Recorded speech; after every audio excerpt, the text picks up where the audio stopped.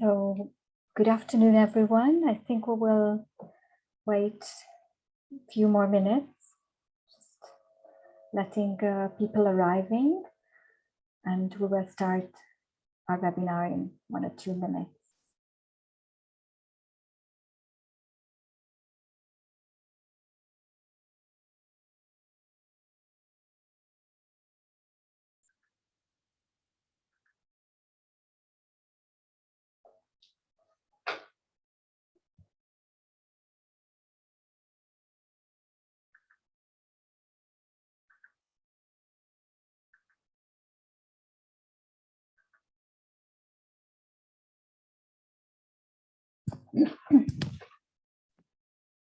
Hello, good afternoon.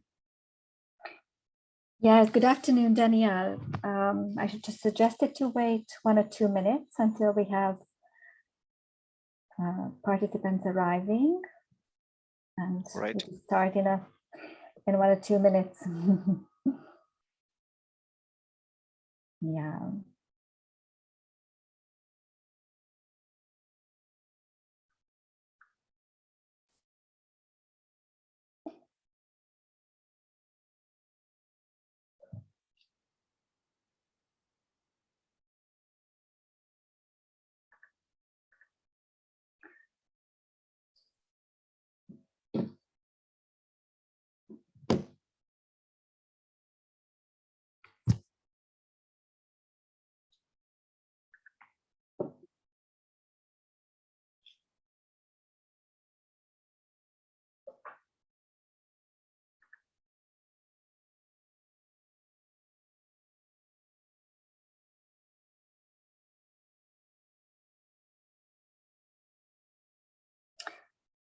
Okay, so good afternoon, everyone. If I may ask speakers come in with their videos.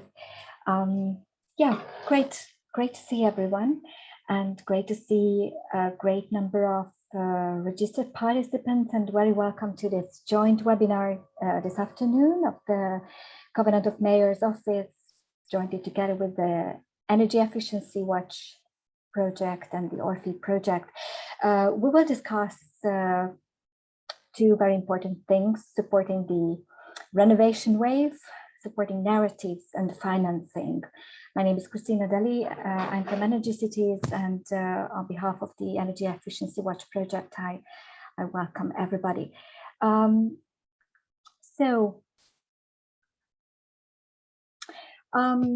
I think in many countries we are living maybe the 3rd wave of the pandemic, so we are mostly indoor, working from our home offices. This even further brings the importance of the renovation, being in well isolated, nice buildings, and they are not just where we spend most of our lives, but they are the largest contributors also to climate change and the huge opportunity for the EU to renovate these buildings at least to double the annual energy efficient renovation rate of residential and non-residential buildings. So this is the renovation wave about by 2030. This is where cities are the most impacted. They will have a new obligation to extend the publicly owned buildings to be renovated. And funding is definitely a huge challenge for this. So this we will discuss in the second part of this webinar, how and what could be used for this. And certainly there are many concerns also about the national governments, the national energy and climate plans, how they can be aligned, the long-term renovation plans, and on the national level. So, but this is first of all a huge momentum to tackle several crises at once. Energy cities have formulated their expectations and their suggestions to make the renovation wave a success, not a failure. And we will discuss also this in the second part about one-stop shops for residential buildings renovation, how to make district level renovation plans a success, and how to build local capacities for the renovation. We are also in the context of Energy Efficiency Watch, and my colleagues Daniel from Guidehouse and Megan from ESW will talk about this further. This is a project running already for the 4th phase now, and it provides constant feedback loop on the implementation of the national energy efficiency policies. And in this phase, we are seeking successful narratives for the energy transition, for energy efficiency, energy efficient policies and investments in general. So we are liaising with parliamentarians, regions, cities, business stakeholders, and expert stakeholders. So it's a very broad project. And in this webinar, we would be very grateful to have your views, and especially municipalities, signatories of the covenant, your feedback on your local narratives that could support energy efficiency and the local energy transition. So what we will do is, after my presentation, Thibaut Marcan, my colleague from Energy Cities, will present on behalf of Como the new political framework of the Covenant of Mayors. Then I will give the floor to Megan Gignac from ESW Upper Austria Energy Agency to talk about the survey results that support narratives for the energy transition. And following that, we will have some draft case studies, which will be the basis for these narratives. Daniel Becker, director from Guidehouse, will present this, and we will take about a half an hour to discuss a few poll questions. And here I would be very grateful for your views on the chat, but I will be also happy to give you the floor if you raise hands. After that, we switch for the second part of this webinar. We'll discuss financing, especially Thibaut will present one-stop shops and third-party financing, results of 2 very interesting projects, Innovate and ORFE. And we will have Pierre Levy, who is director of the energy transition from Bordeaux Metropole Energy. He will share their local example. Finally, we'll have a presentation from DG Energy, Hadrian Michel, the policy officer who is in charge of coordinating mostly all finances related to the Renovation Wave. Then we close the webinar after a Q&A. So thanks very much indeed for being here, and I will give the floor immediately to Thibaut. Thibaut, you have the floor. Yes, thank you very much. All right, share. There we go. All right, thank you very much, Christina, and welcome everybody. So I will speak on behalf, as Christina said, on behalf of the Covenant of Mayors, even though I work for Energy Cities, and I will quickly present you the Covenant of Mayors Europe. And I think this is a very timely moment as we actually launch the new phase, a new chapter of the Covenant last week. So the Covenant of Mayors is, well, a movement of cities who voluntarily commit to ambitious climate energy policies. It is open to any type of cities of all size and form and resources. So very quickly on the history of the covenant, we saw that in the last decade the role of cities is as key actors in addressing climate energy challenges has become widely recognized, and I think the fact that the covenant was put in place as a dedicated initiative for city by the Commission was a first crucial proof that cities were recognized as such as key players. And well, the European Commission launched the initiative back in 2008 together, well, with the framework of the EU Commission to reduce greenhouse gas emission by 20% by 2020. And then between 2014 and 2015, at the time of the Paris Agreement, the initiative evolved. We had the two additional streams, one on ensuring access to sustainable access and affordable energy to all, and a second one on adaptation. We step up as well the mitigation targets from 20 to 40% by 2030.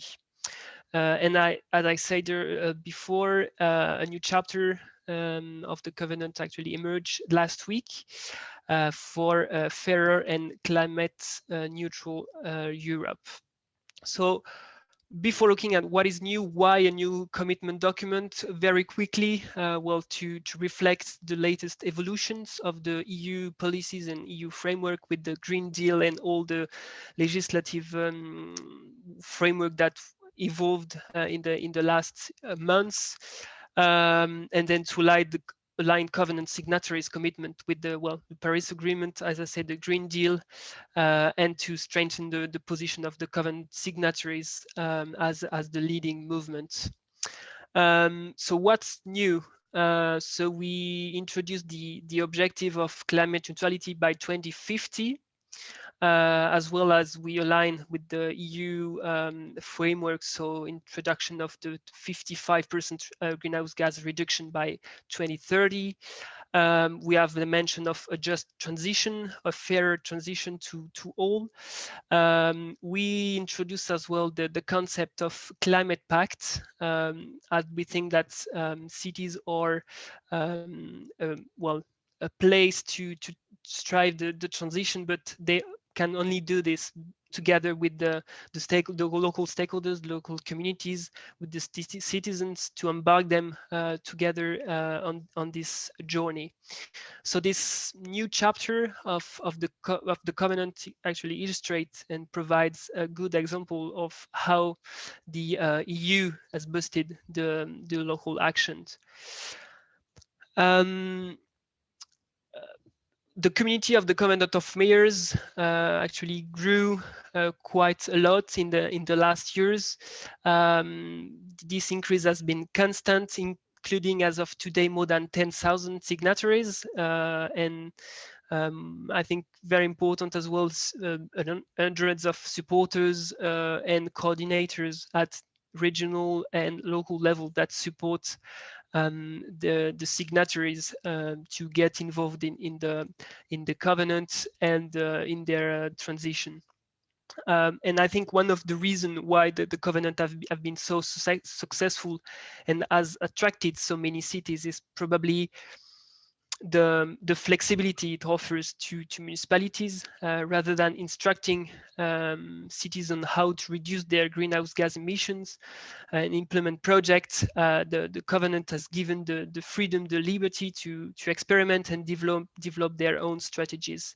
And as a result, local authorities, we see among our communities that they've developed a wide variety of approaches, of tools and policies. And this is why I think that the covenant has been so successful in the past years.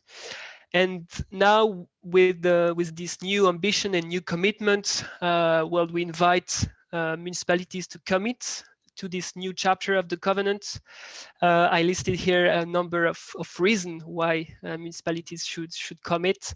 We could actually add more, but I think this is very important to, well, that municipalities join this movement, to join forces in this world largest movements at EU level, and inspire as well, learn from your peers. There are a number of activities that the covenant is doing, including peer-to-peer learning program, capacity building activities, and I think this movement is well, it gets stronger with the municipalities. It is a political voice to lobby towards the EU institution and well, prove that cities are the best to drive this transition. So yeah, last but not least, you will find all the information on the website eumayors.eu to join this new chapter of the covenant. And I think that's it from my side. Thank you very much, Thibault. And I think unless there is any immediate question, I'm just checking the chat. Not for the moment. We will send all the presentations to you after the webinar. So I think we can get questions also afterwards. So I give the floor to Megan to present us the very interesting result of the survey, which will hopefully give some food for thought. So Megan, you can share your screen in the meantime.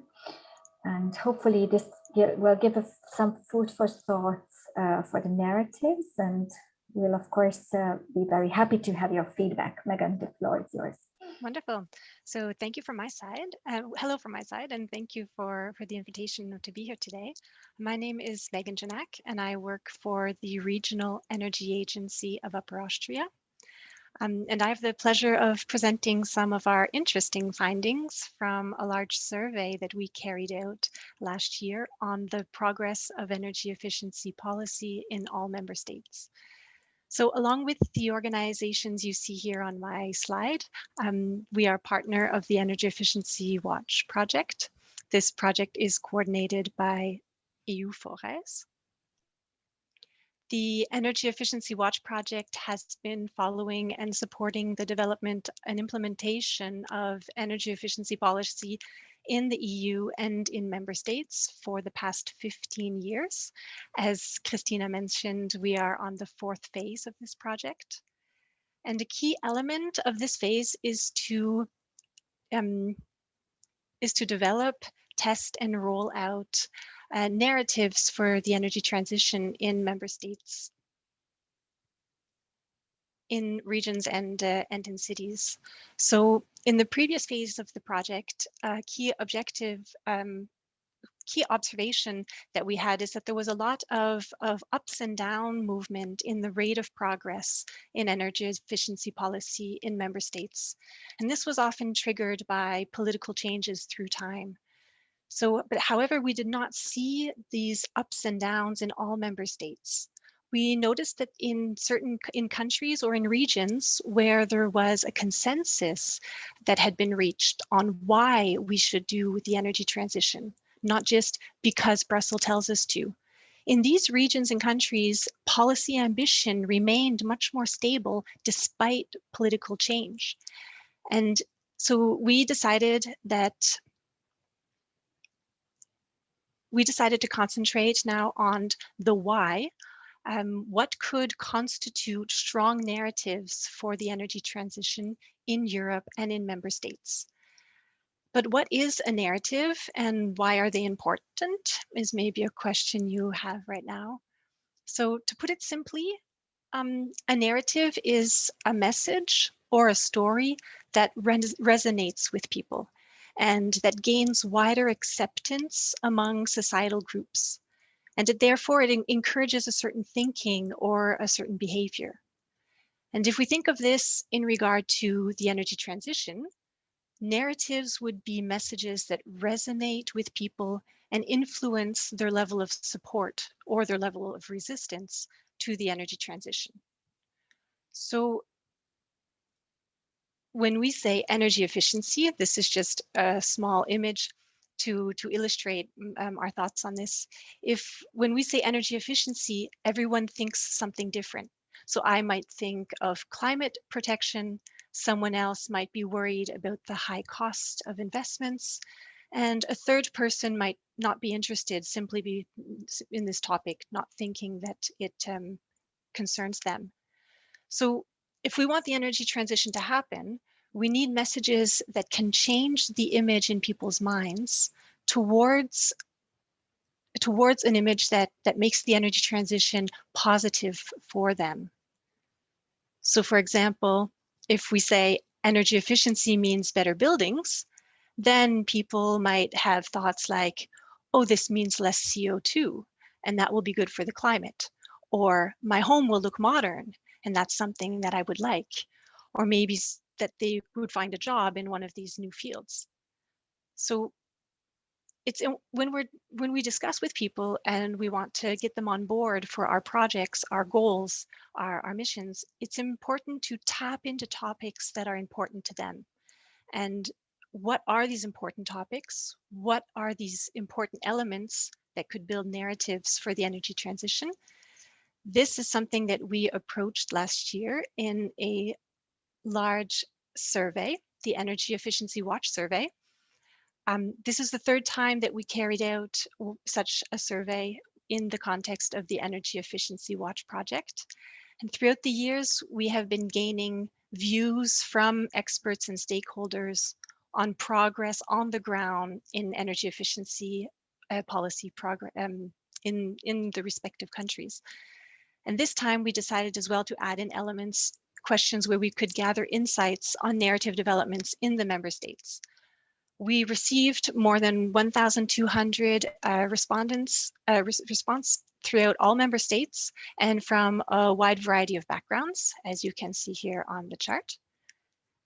And when I say from all member states, we really received input and feedback from energy experts in all member states, as you can see here, for a total of 1,270.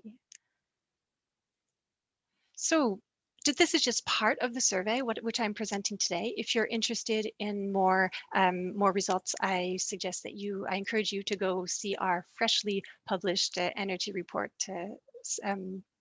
survey, the report on the energy survey. So what I'm presenting today has to do with the narratives. We wanted to better understand which topics are most likely to constitute effective and strong narratives in link with the energy transition, and who could be supporters of these new narratives. So we concentrated on 3 topics.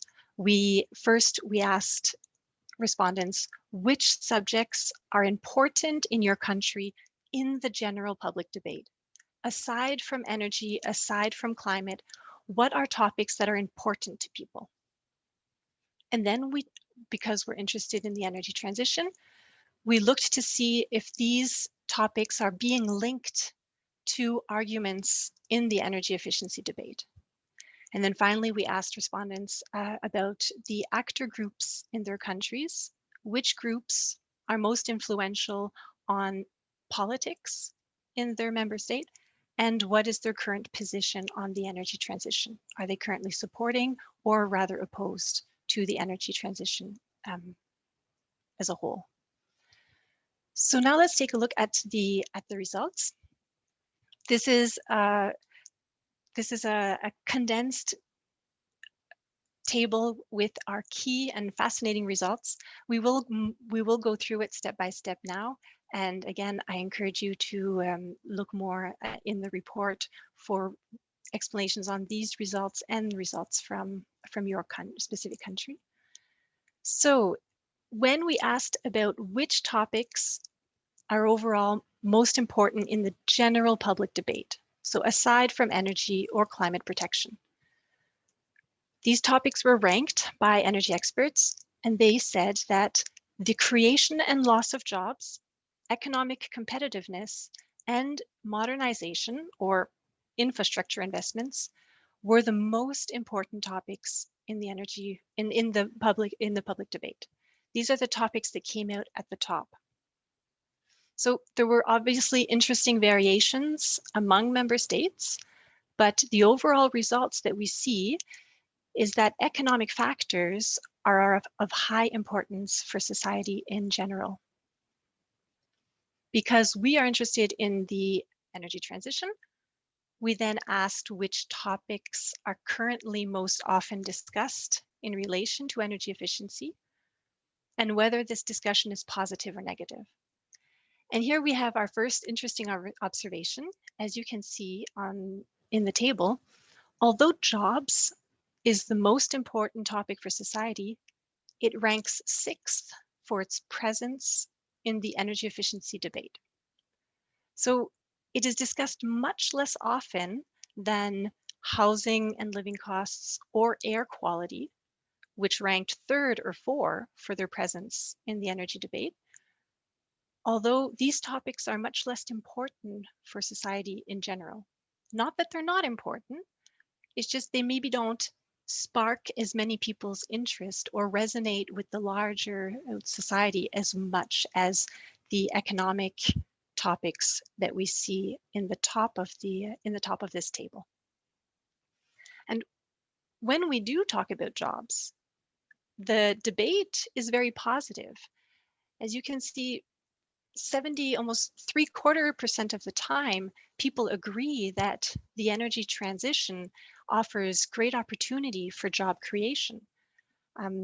So this is an argument that we should be stressing more in our communication, and that we should be using to discuss for example, to discuss the positive aspects of the energy transition. Other topics that are often discussed in relation to energy efficiency are the industrial competitiveness and modernization. And this is good because these topics are also part of the topics that are most important for society.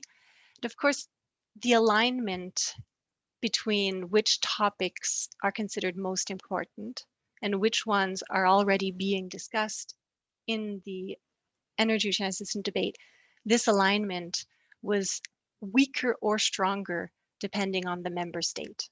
And that is where it gives interesting key information on where we could potentially emphasize or concentrate our communication about the energy transition in each member state, to maybe try to realign these topics a little more, and therefore gain more interest in the debate.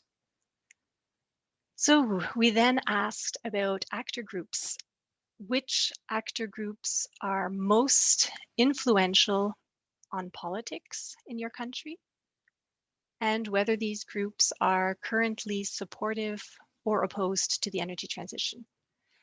And a very, very, very clear result was the high level of influence of large industry. And this is consistent across all member states.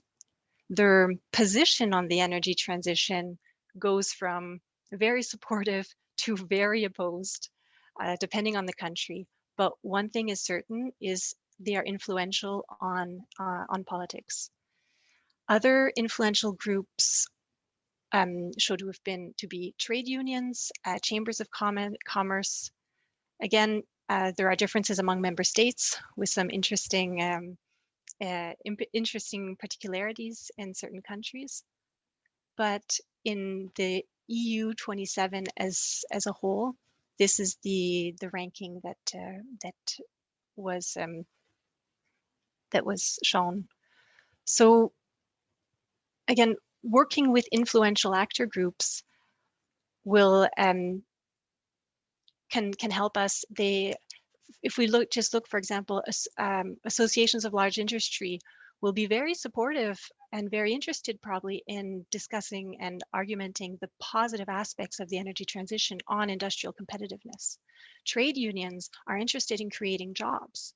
Chambers of commerce are looking for investments and modernization to move forward because it helps the local entrepreneurs and local companies.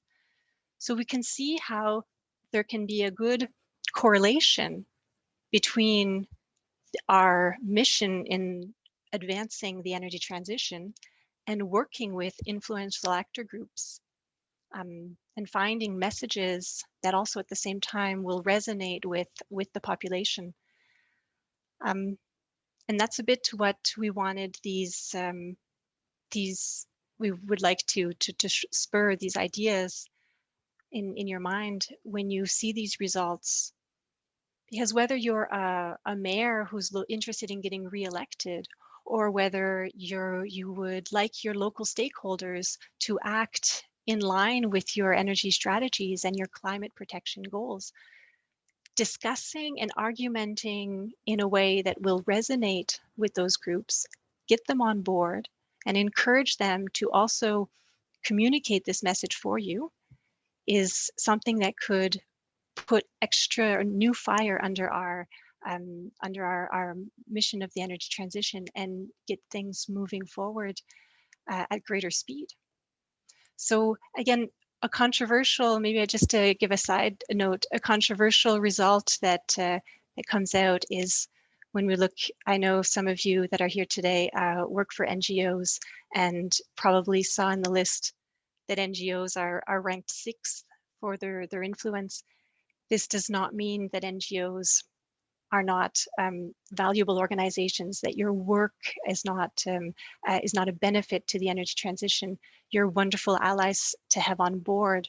NGOs were the group that showed the highest level of support for the energy transition. But the reality of the ranking that came out is that NGOs can be good allies potentially then towards a stepping stone towards then communication with other groups, according to the ranking that we see here. It's a bit food for thought. So this was a very quick overview of summary of our results. It's a lot of numbers and colors to take in at once.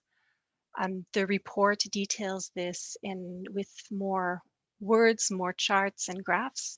So I do encourage you also to go find the results for your specific country and maybe take a look at what has came out there. And maybe just as food for thought at the end of this presentation, maybe invite you to reflect a bit on how your own work and on your own work and your own messaging, maybe like what topics and arguments have you been using the most to promote your city or region's energy and climate goals? Which stakeholder groups have you been working with to achieve these goals? And has this been working well for you? Maybe progress is slower than you would like, or you are facing opposition from certain groups.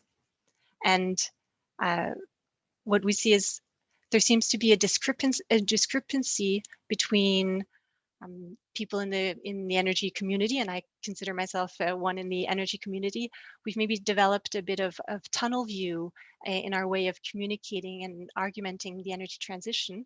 And there's a discrepancy between what is maybe important for the larger societal groups in the public debate and what we've been concentrating our communication on. And this offers new input to take a new look at this and maybe modify our communication accordingly. And that would be then right. So the very end is, again, then just these two questions. Are we talking about the right things? And are we talking to the right people? And with that, I say thank you very much and hope that we have an interesting discussion. Thanks to you, Megan, for this very interesting exciting presentation. And just to break a little bit our agenda and to make it immediately a little bit more interactive, before giving the floor to Danielle, if you allow me, I will immediately launch a poll question just to warm up for the discussions afterwards. And Megan mentioned how important is this to give the right argument to the right people. So if you look at these, if you look at your city, your environment, so what would be your arguments or your priorities that could be the most decisive in your municipality when engaging in energy transition issues, when engaging in energy efficiency projects? And I would be, if you have any other options, of course, they are very, very, very welcome. And we are taking also questions from the chat, or if you raise hands, I will be happy to give you the floor, maybe rather in the discussion phase. but also now if you have anything. I'm just reading in the chat in parallel. Maybe Megan, you can already respond to this question. We have impressive number of the respondents of the survey from Germany. What is the interpretation of this? I saw that question. It's, of course, it's in larger countries with larger population, there are also a larger number of energy experts. In countries where they're all partners, we worked very hard at rolling out the survey and reaching out within our networks of energy experts. So larger countries just have a larger response. Smaller countries like Malta, of course, only have a handful of experts in that field. Therefore, going to get a large amount of respondents required a lot of work and reaching out specifically to people, and that would be the easy answer right now, as well as of course larger countries, larger response rate. Thank you, Megan. So we have 58%, 59%, almost 60% voted. Oh, thanks. Some further votes are getting in. Yeah, evidently, there are certainly some overlaps in the responses. So just think of the argument which are the most predominant in this case. There might be some cities which are maybe only focusing on, okay, just let's survive this phase. It's COVID, whatever. But certainly in some other cases, oh, we have a very polluted city, so it's air quality. So definitely there should be different pre-arguments. Okay, so I think we have 64% of participants voted, so I will just 65. We'll wait 10 seconds more. And in the meantime, Danny, you can prepare your presentation. So I will just share the result in 1 second. So thank you very much for playing the game with us. So I will share the result with you. Interestingly, evidently, cost-saving fundraising, it's one of the first priority in this phase, but I think it's a good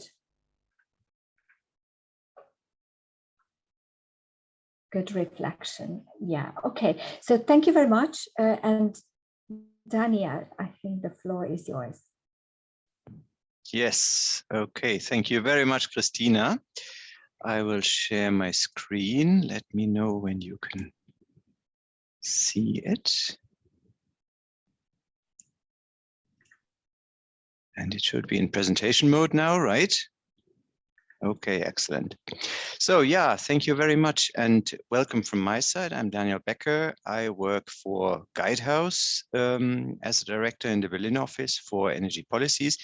Guidehouse was formerly known under the name of Navigant, and before that as Ecofis. After 2 mergers, we are now up with the name Guidehouse, but we are still the same team as from the beginning in the Energy Efficiency Watch.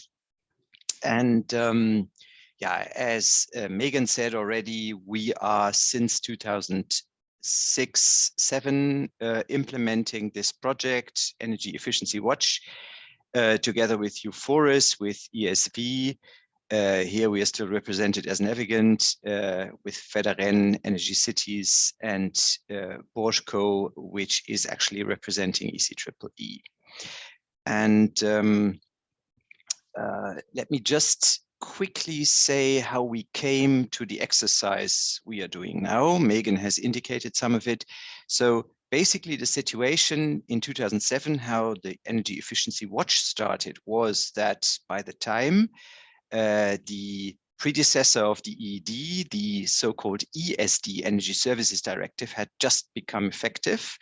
And the Commission wanted to know, and also the European Parliament, that is why Euphorus as parliamentary network is sort of consortium lead, is in 2007, the question was, is it possible to address the complexity of energy efficiency by standardized policies across the member states?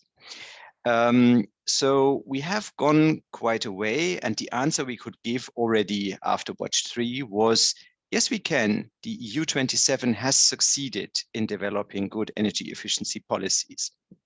So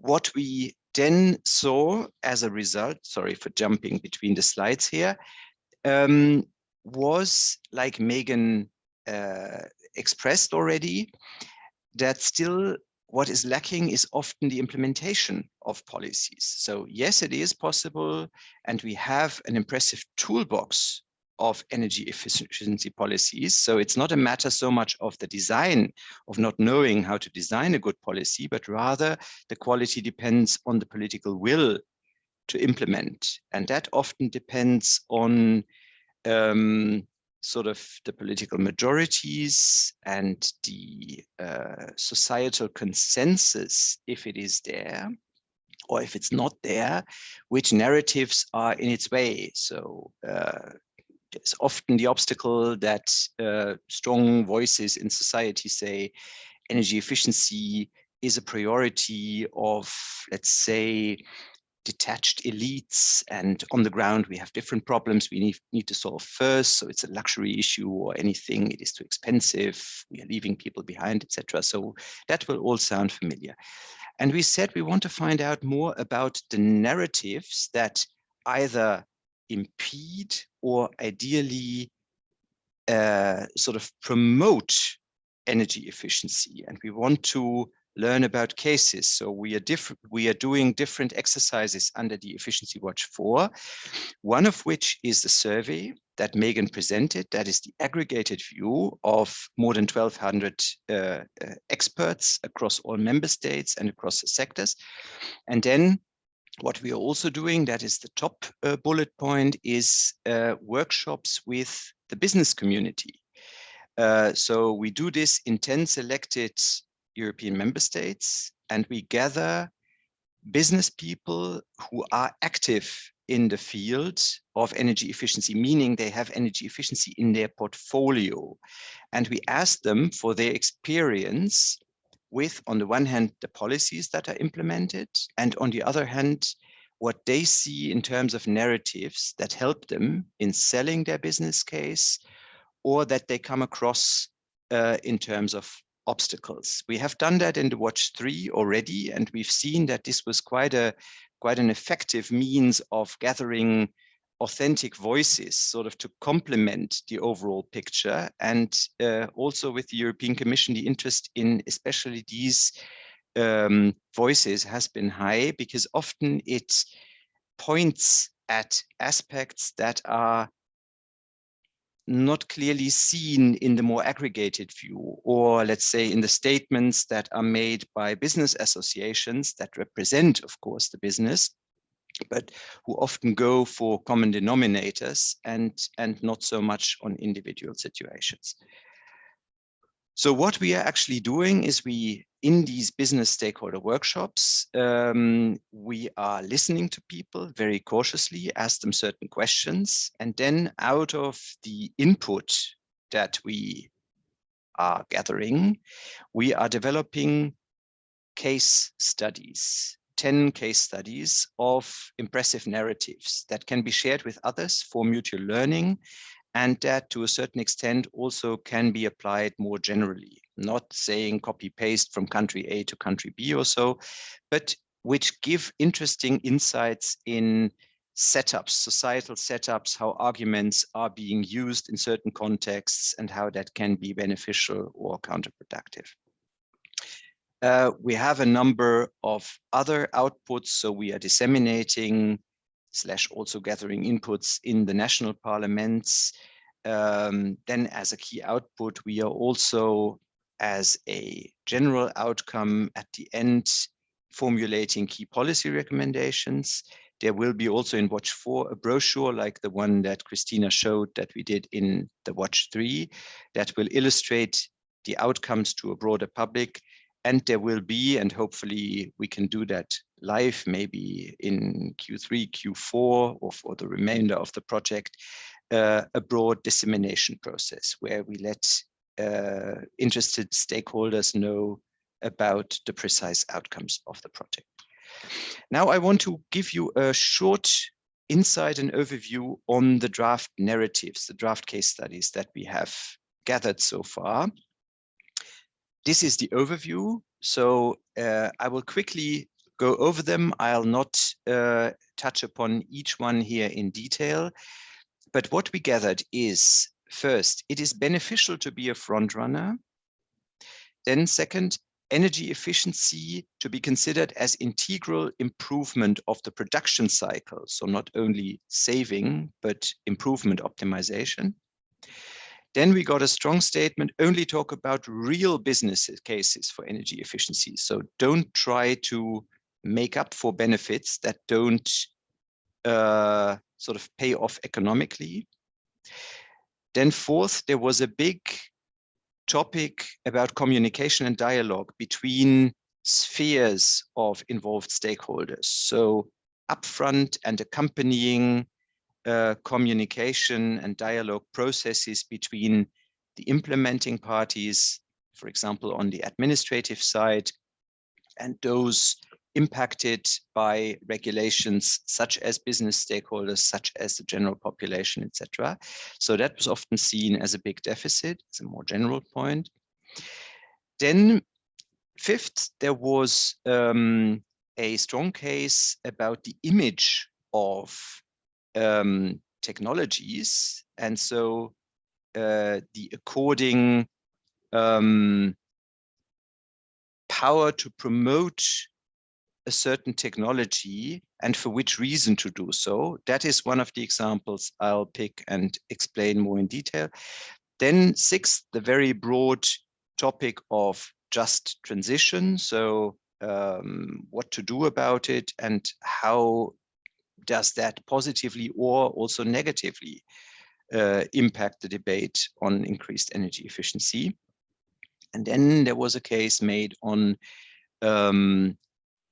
the availability of data, of precise data, and especially the way in which they are used in the debates. Those 7 is what we have so far.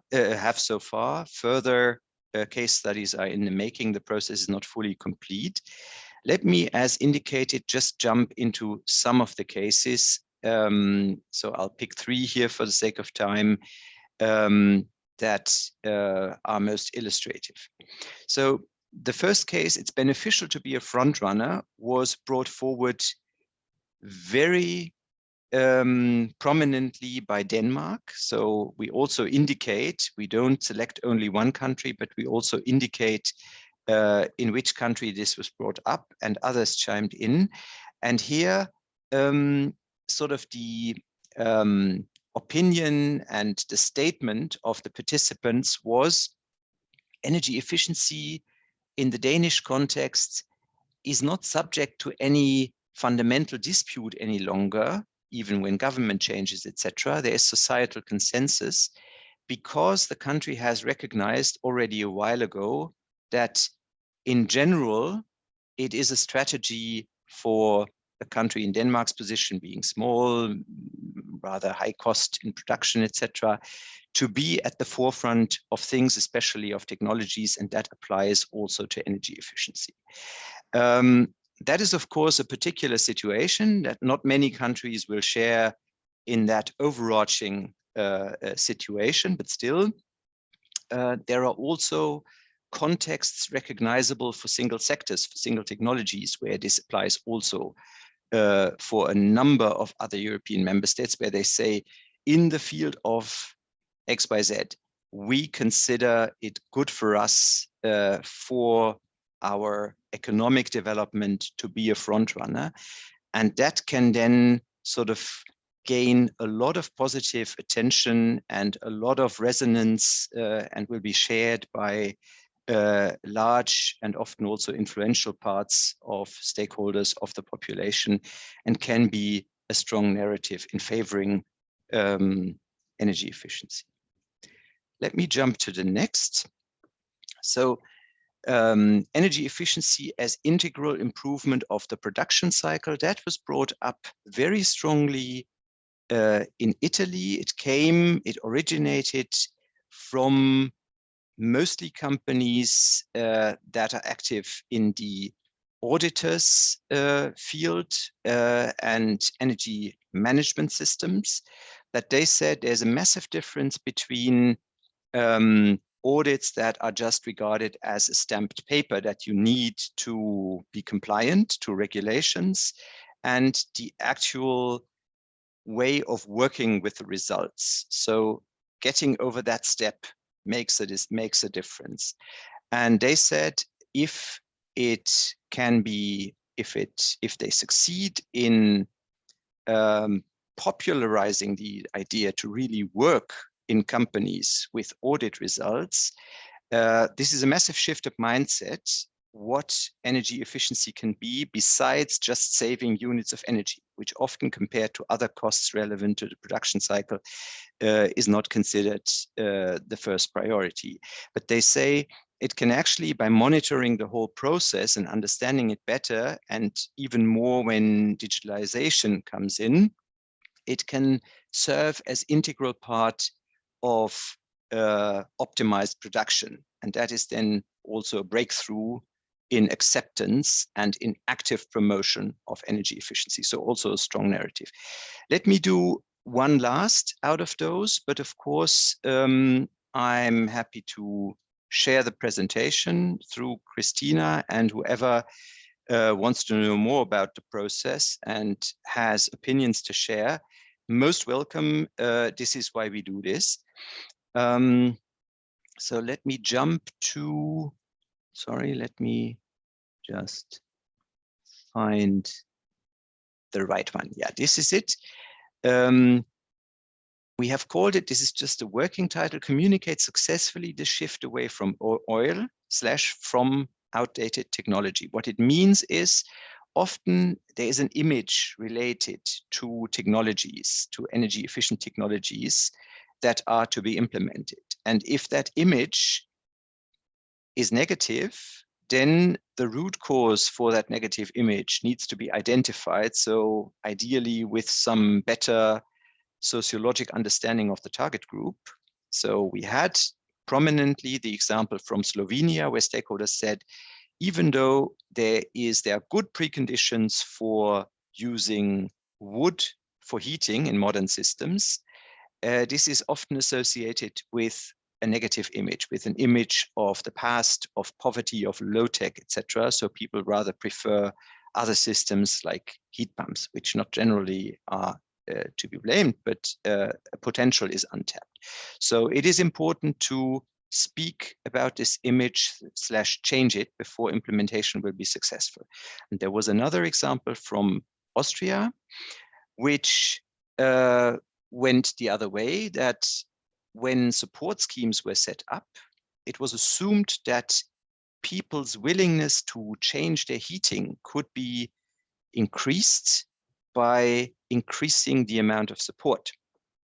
But that didn't deliver as intended. So despite a lot of money was literally thrown at people, they didn't change their heating systems as intended. And then again here, it was found out that it is much better to work on the related image of the technologies and motivate people rather by the value of your property will be increased. You'll have something stylish, something modern. You don't want to be associated with those still running on old systems, and that in the end, in combination with the support, brought much better results than simply the amount of money. So that illustrates the relevance of an associated image with the solutions you want to implement. With those three, for the sake of time, I will stop here. But I hope this has given you an impression what we are examining here. And I would be glad if you had further input for us also in discussion and maybe after that. Thank you very much. Over to Christina.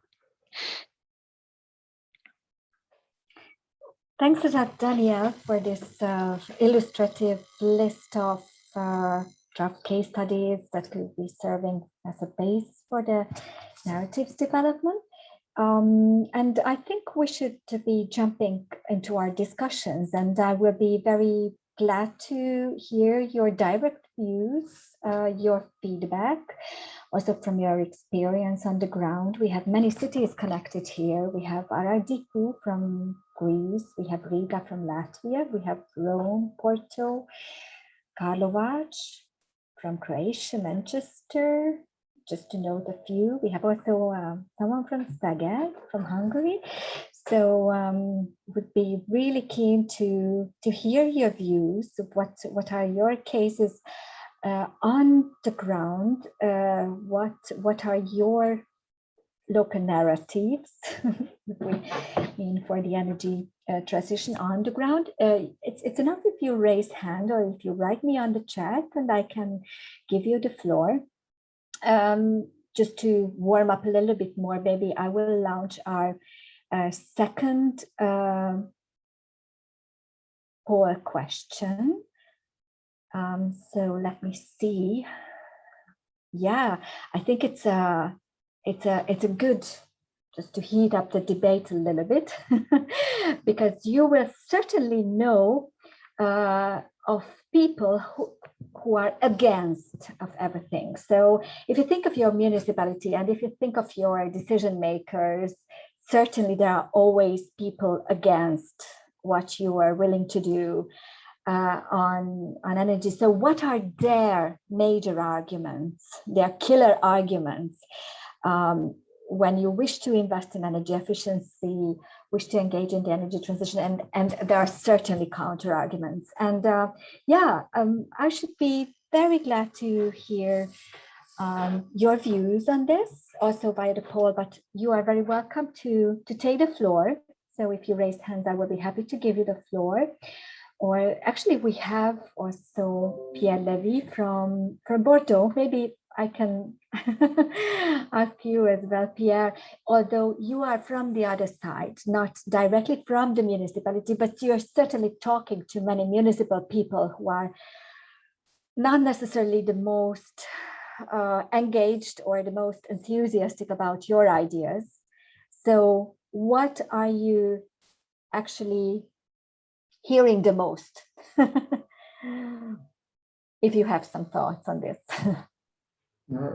I would say that it's most of your suggestions. So first is the cost of industry, and the payback period is always the first question they ask. They also always have something else to do. So that's a brilliant idea, but maybe later. So we have other priorities today. So it's very complicated, but I think I will talk in my presentation of the narrative, not for municipalities, but for people who live in houses. And there is some similarities, and I think the presentation of Megan and Daniel were very interesting, because there is some clues to use to convince people and private owners of buildings to engage in energy renovations. That are it's a key for us. It's very difficult, and I will share our difficulties also. So I think I'll talk a bit more later about it. Yeah, thanks a lot. Thanks a lot, Pierre. We'll be very keen to hear your presentation later on. Yeah, in the meantime, in the chat we have from Roma, actually, lack of competences in the public sector.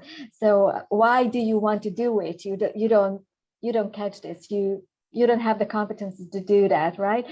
You certainly hear a lot. And also we have all agree and aligned for the energy transition, but not enough concrete action. So when it's okay, so let's make a project, let's make an investment project. Okay, but where to start? Yeah, plus political decisions too slow. Yeah, I can understand. It's cultural problems, maybe also connected to public acquisitions and so forth. Yeah. Okay, excellent. We have 63% of participants voted. If anybody else wants to vote, maybe I take 5 more seconds and then to share the results. Yeah, Danielle. Maybe Yeah, I would be actually interested to hear from maybe Panayotis from Aradipu or Evita that were from Riga that were actually involved in the Innovate project. Well, the objective to develop one-stop shop in their territory, and they actually faced some issues and some challenges. So maybe to get their insight and feedback would be interesting. Okay. Thibaut, will you give them the floor directly? You can allow them to speak if you wish to speak.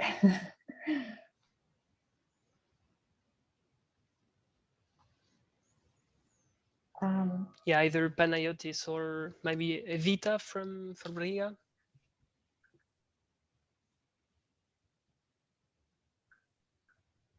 Yeah. Could you give them the floor? I allow them to talk, so Okay. yeah. Good. If any comments, do not hesitate, either Evita or Panayotis or anyone else. Maybe I can add an argument while waiting for the other participants. It's about regulation. I don't know if it's proper to France, but we always have some regulatory issues on projects we want to do that are innovative, so the regulation does not exist, and the municipalities, the metropolitan area, they do not want to take any risk regarding regulations. So that's something that's a major barrier for us. Also. Yeah. Okay, thanks a lot. In the meantime, I'm trying also to catch everything, not to lose any feedback on this. Great. Yeah, I think we have almost 70% responded. So I'm just ending the polling and I'm sharing the results with you.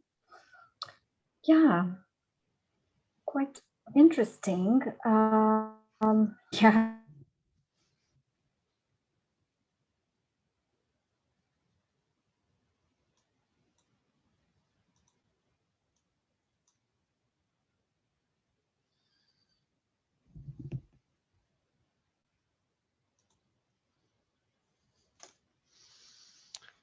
I think we may have lost Christina. Yes, the sound is breaking up indeed. So while we will, I think she was supposed to, yeah, Christina is back now. Oh, apologies. I had just, okay. So, yeah, I'll let you continue. Yeah, apologies. So Thibaut, could you see the results I shared? Yes, indeed. Yeah. Okay, good. Good.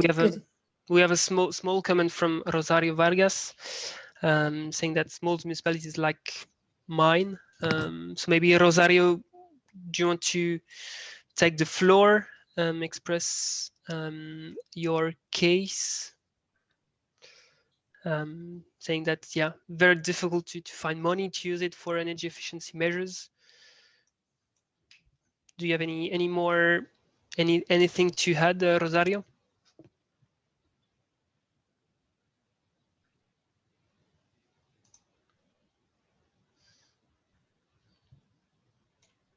Okay, I think the comment is clear.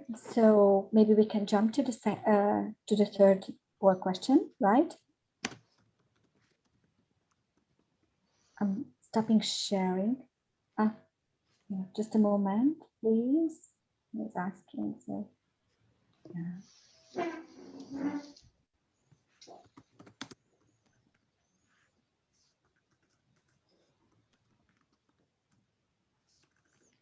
Okay, so. And we get another comment from Laura from the Metropolitan City of Genoa, saying that they have big problems in keeping updated and will inform the small municipalities to support them in the monitoring also because they are not easy funding for doing so. And this is exactly the type of things we see as covenant of mayors. Within our covenant, we have a lot of small municipalities, difficult to find what's going on at EU or national level. And this is exactly why coordinators are very useful, because they can link between the local and the European level. Okay, thanks a lot, Thibaut, and thanks a lot, Evita Rosario.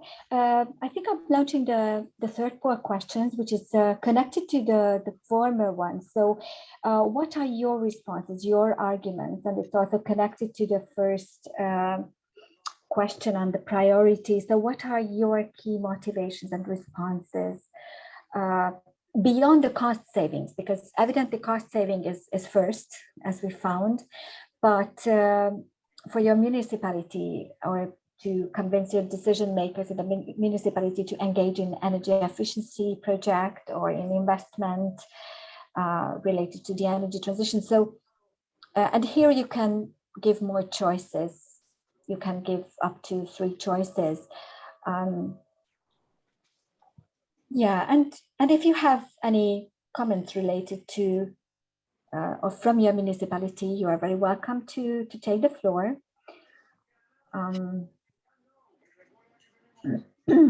Pierre, if you have any on-the-spot comment, what are your key arguments as the Bordeaux Metropole Energy?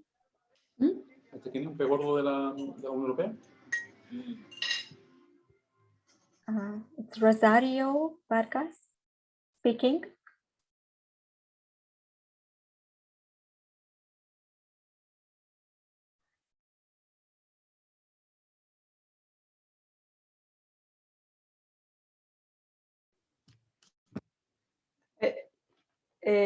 Can you see me now?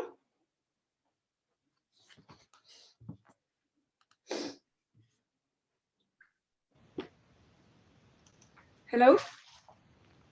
We can hear you, yes. Yes, we can hear you. Okay. Where you are asking me something? I can hear. Yeah, the idea was to get and collect your feedback on the question we ask, and well, respond on your comments. You were saying that small municipalities like mine, so I was wondering from which municipality you're coming from, and how do you overcome this problem, for example, finding money to use for energy efficiency measures? Okay. I come from a municipality from Seville in the south of Spain. It's called Sanlúcar la Mayor. It's 14,000 inhabitants. We find a lot of problems to find money for our projects and measures, because, for example, here in Spain, we have a national law that doesn't allow small municipalities to use their money as they need. They have to follow some rules, and it's difficult to find financial resources. So maybe it's the same.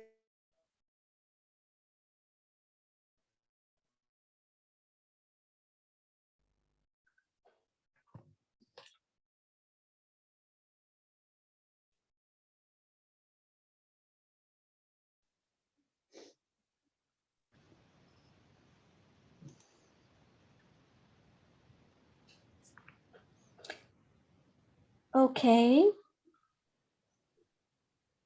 So, apologies, can you hear me? Because Yes, we can. Yeah, okay, fine. So now I'm ending this poll and I'm sharing the results. It's, I think, as it's expected, yeah, very interesting. If you remember on the chart presented by Megan, energy independence was not the highest. However, if we look at here the results, 50% of the participants, 50% of the respondents said that lower energy consumption contributes to our energy independence. So it seems a very, very important,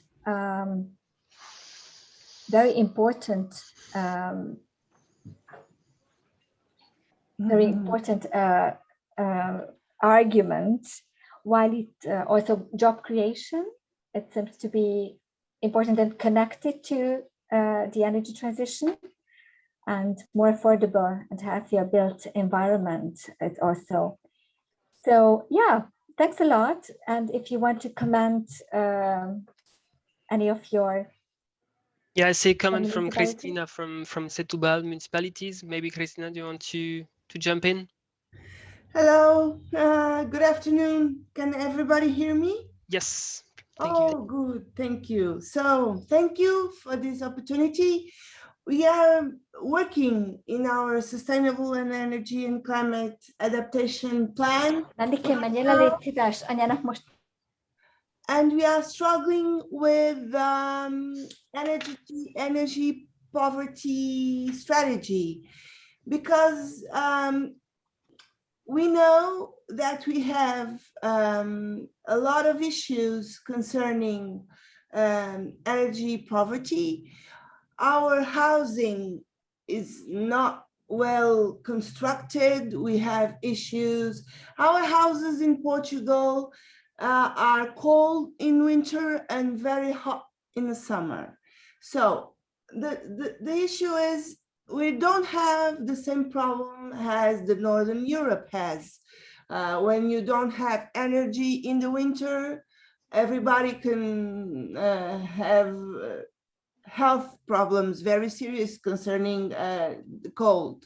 So in the Mediterranean region, we don't have that kind of problem, but we have health issues concerning allergies, and the housing, it's not comfortable in the winter, and it's not comfortable in the summer. And that comes from the engineering process of building housing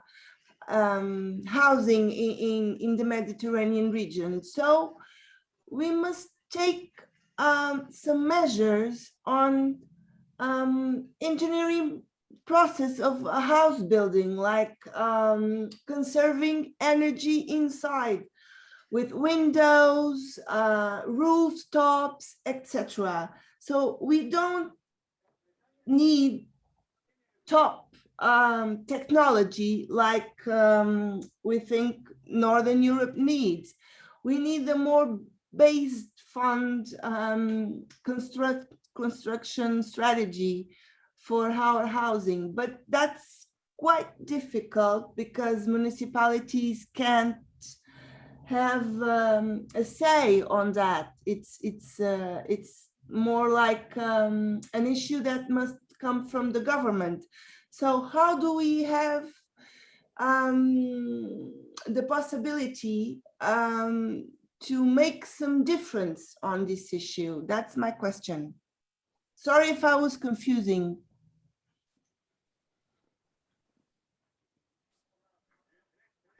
Thank you, Christina. I'm asking maybe our panelists if you have any immediate comments, and I see Danielle has answered on the chat.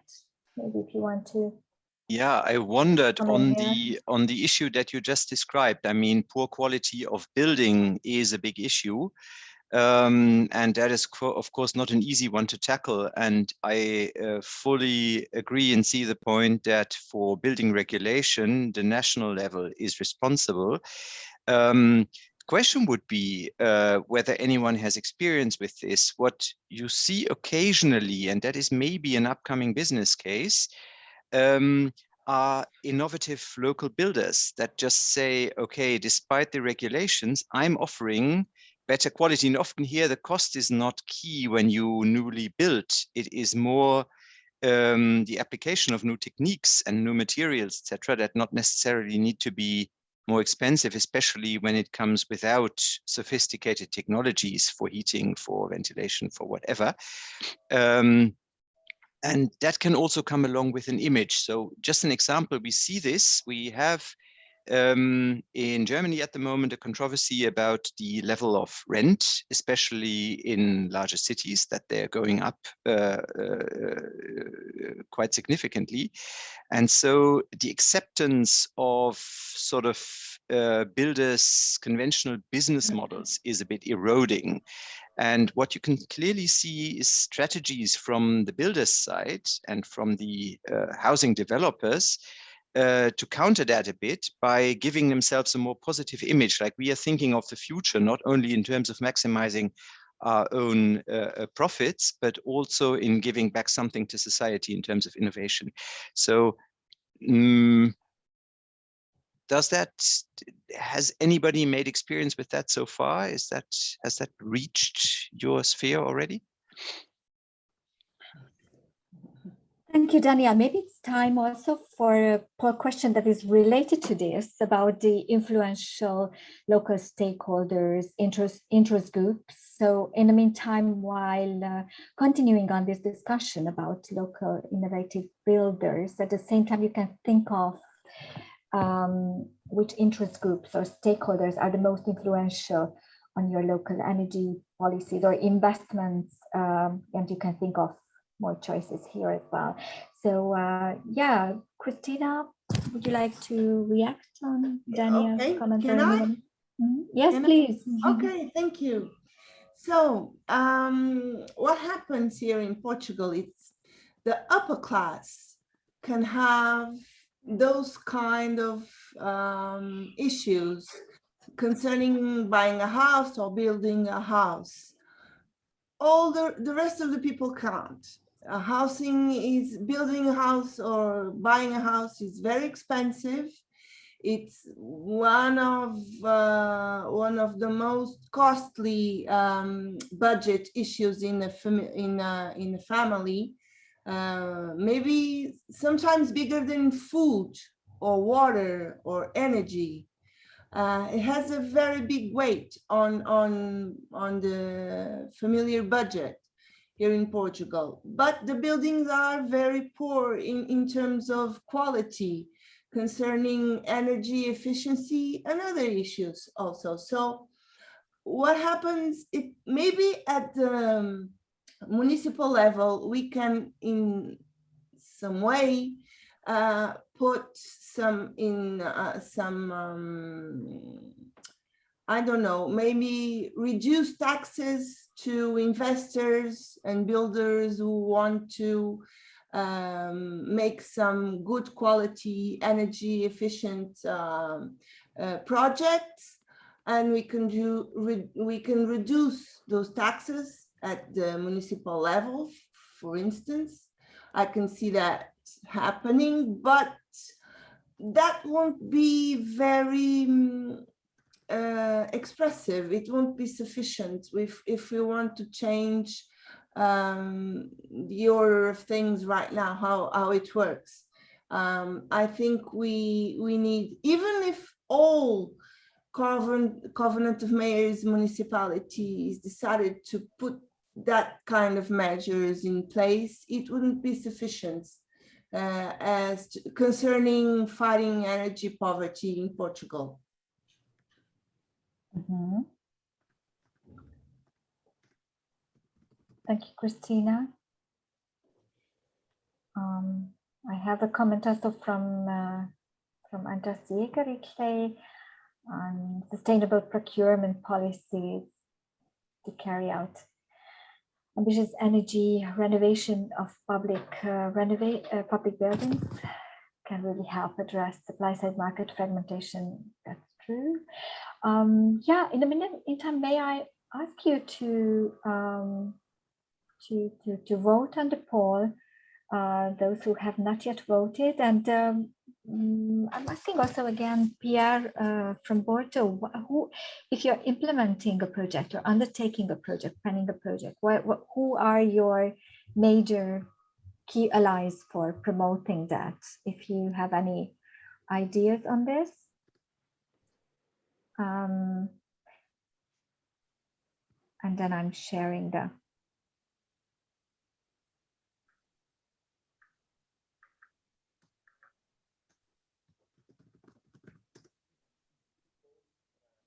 It depends of every project we have, because I'm not working directly for municipality. I'm working for a private company which is owned by the municipalities, so it's a bit different. But it depends. Sometimes there is a mayor who wants, and so it's really helpful. Sometimes it comes from citizens. Sometimes it's the opposite. The citizens are the opponents. So there is no general answer to this question.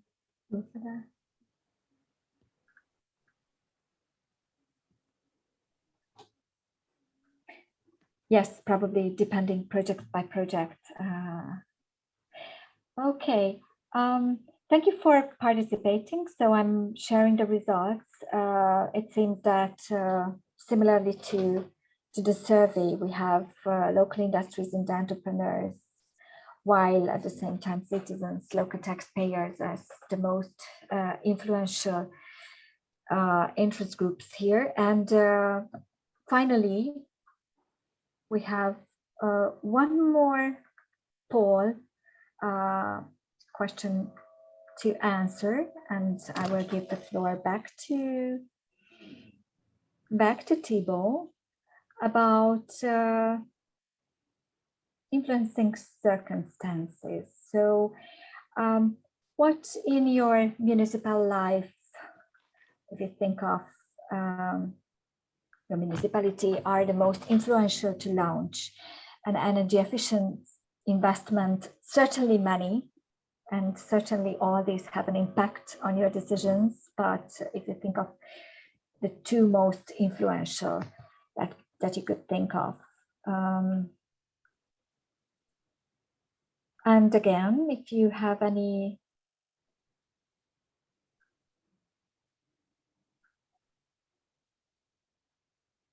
to say from the cities, don't hesitate to take the floor. I'm happy to give you the floor.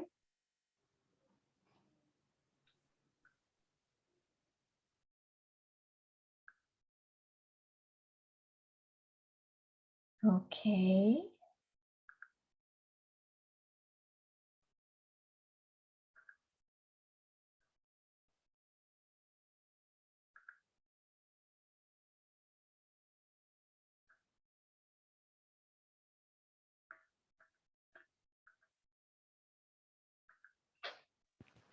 Christina, maybe I can just drop in here, because we have been talking about the difference between, I also see a comment in the chat that there's a difference between northern and southern countries, or countries that the different technologies that are to be applied in certain countries.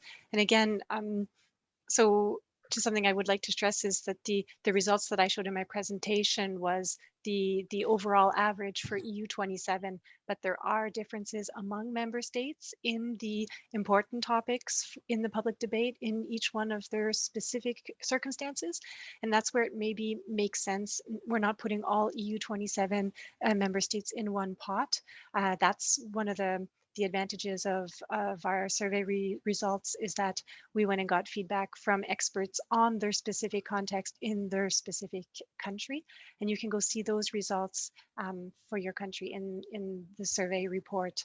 And maybe then there will be then a different ranking. Maybe modernization, public image is not as important in certain countries, and therefore that would not be where you would want to stress your communication if you're wanting to go get support from larger actor groups.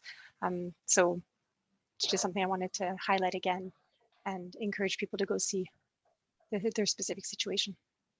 Yes, thank you very much, Megan. And maybe you can write the web address here in the chat so that everyone can see their own country's results and their own The report was published last week and it should be up on yeah, the project website, but I haven't went and checked myself. If yeah. not, of course, anyone who's interested in receiving the report can let us know, contact us directly. My email was also on my slides, which you will receive after the event, and I can send it to you directly. I will put the project website in the chat, but if it hasn't been posted yet, it's because it's fresh off the computer press, not fresh off the press, but fresh off of the computer screen since last week. And therefore, we'd be happy to get it to you if you'd like to have it. Yeah, very good. Thanks, Megan. So yeah, in the meantime, we have a comment from Vyacheslav. A long time no seen. The decision for investment is mostly triggered by high bills and availability of low interest financing. Other motivations are less likely to occur. Okay, so yeah, the cost argument is still the and the economic argument is still the highest. Okay, very nice. So I'm seeing that you are getting tired of all this polling. So we are just finishing our very last poll question, and I'm sharing with you the results. And evidently, as expected, funding opportunities are the by height the most important factor to influence decisions. So yeah, thank you very much for taking part in this small game, and hopefully, and I'm sure that your say counts. So we'll be happy to share with you also the results of the narratives. And thanks for watching Energy Efficiency Watch. And yeah, I give the floor back to you, Thibaut. Yep. So I think we're done with this. Thank you very much, Christina. And I think the poll results are a good transition to our second part of the webinar. We see that there is a lot of interest on the funding opportunities, and we see, yeah, with the comment from Vyacheslav that the availability of low interest financing is one of the key elements to trigger investment in energy efficiency. So this is exactly what we will be talking about for this second part of the webinar. I will first give you some practical insight from the Innovate and Orphy project, mostly around the one-stop shop and the energy renovation of private buildings, and then we'll have Pierre Levy giving some practical feedbacks on his experience, and then Adrien Michel from DG Energy, from the Commission, to give you an overview of the financing opportunities at EU level for the Renovation Wave. So I will share my screen. There we go. All right.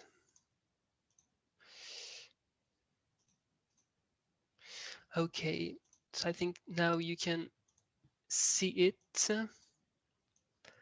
Perfect. So my presentation will be around one-stop shop and well, third-party financing companies, but I think I will let Pierre talk about this to give you some practical insight mostly from Innovate and from Orphy, but Orphy is or just started. So Innovate, well, it's a European project funded by Horizon 2020 that ended last year. The project was about developing and rolling out one-stop shop across 11 territories in Europe. Some guidebooks, some case studies have been developed and targeting municipalities on how to build a one-stop shop. So practical examples, practical information on this. You can find them either on Energy Cities website or the Innovate website as well. And then Orphy, a new Age 2020 project as well, with the objective to consolidate the third-party financing companies model in Europe, so to reinforce their role and impact on the energy renovation market in France, and then promote their development and expand the concept in Europe. Very quickly, what do we mean by one-stop shop? Well, one-stop shop are either virtual or physical place where homeowners can find all the information and services they need to implement an energy renovation project. So that means that one-stop shop are guiding customers through the full renovation journey. So from pre-renovation energy and building audits, the design of energy renovation plan, the coordination of the renovation process as well on behalf some of the time of the owner, and then access to affordable financing, the monitoring as well of the energy consumption after the completion of the works. Then when it comes to financing, and this is actually the focus today, I wanted to focus on two different aspects. The first one is the financing of one-stop shop as such, how to secure a consistent business model, and then the provision of financing opportunities to homeowners. Is it better to just coordinate what exists in the market, or would it be better to actually create some financing opportunities for the homeowners? So for the financing of your one-stop shop, I just extracted some key elements that we experience from the Innovate project and from the 11 one-stop shop that we coordinated during this 3 years project. Well, on one side, we have the cost structure with the fixed costs that were obviously difficult to lower, and then some variable costs that are proportional to the workload and the time spent with the clients, with the homeowners. An online advice or planning tools can be a good way to reduce the time spent with the clients within in the first phases, because it is very time consuming, and having this online advice tools could save quite a lot of time. And we saw that to be viable, economically viable, fixed costs should grow quite slowly in the time, and then variable cost must go, I think, faster. And that means that more the one-stop shop gets more and more clients in the time running. And then on the other side, what are the revenue streams that the one-stop shop could expect? Well, we have the fixed revenue, such as public subsidies. We have, for example, we had the example of Litomerice in Czech Republic relying on a lot of public subsidies. We have one-stop shop as well that are financed through the energy saving fund. Still in the Litomerice, where they collected actually financial savings from energy efficiency measures in public buildings to then reinvest this money for the one-stop shop. And then we have variable revenues. This can be the fees that are charged to clients for the coordination of the whole process. For example, the fees can be charged to suppliers as well.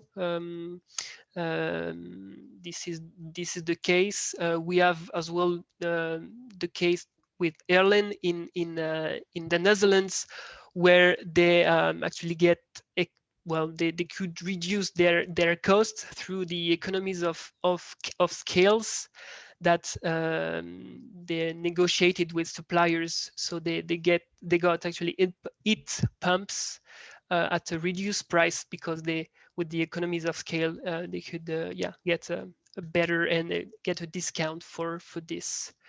So just as a takeaways, always good to combine public and private funds We had the example of Achenex, a public energy agency, where they combine public and private funds for energy efficiency investments that allow to de-risk the investments, and they did as well a project building, so they pool small scale projects of homeowners to get them to reach the EIB for a bigger investment package.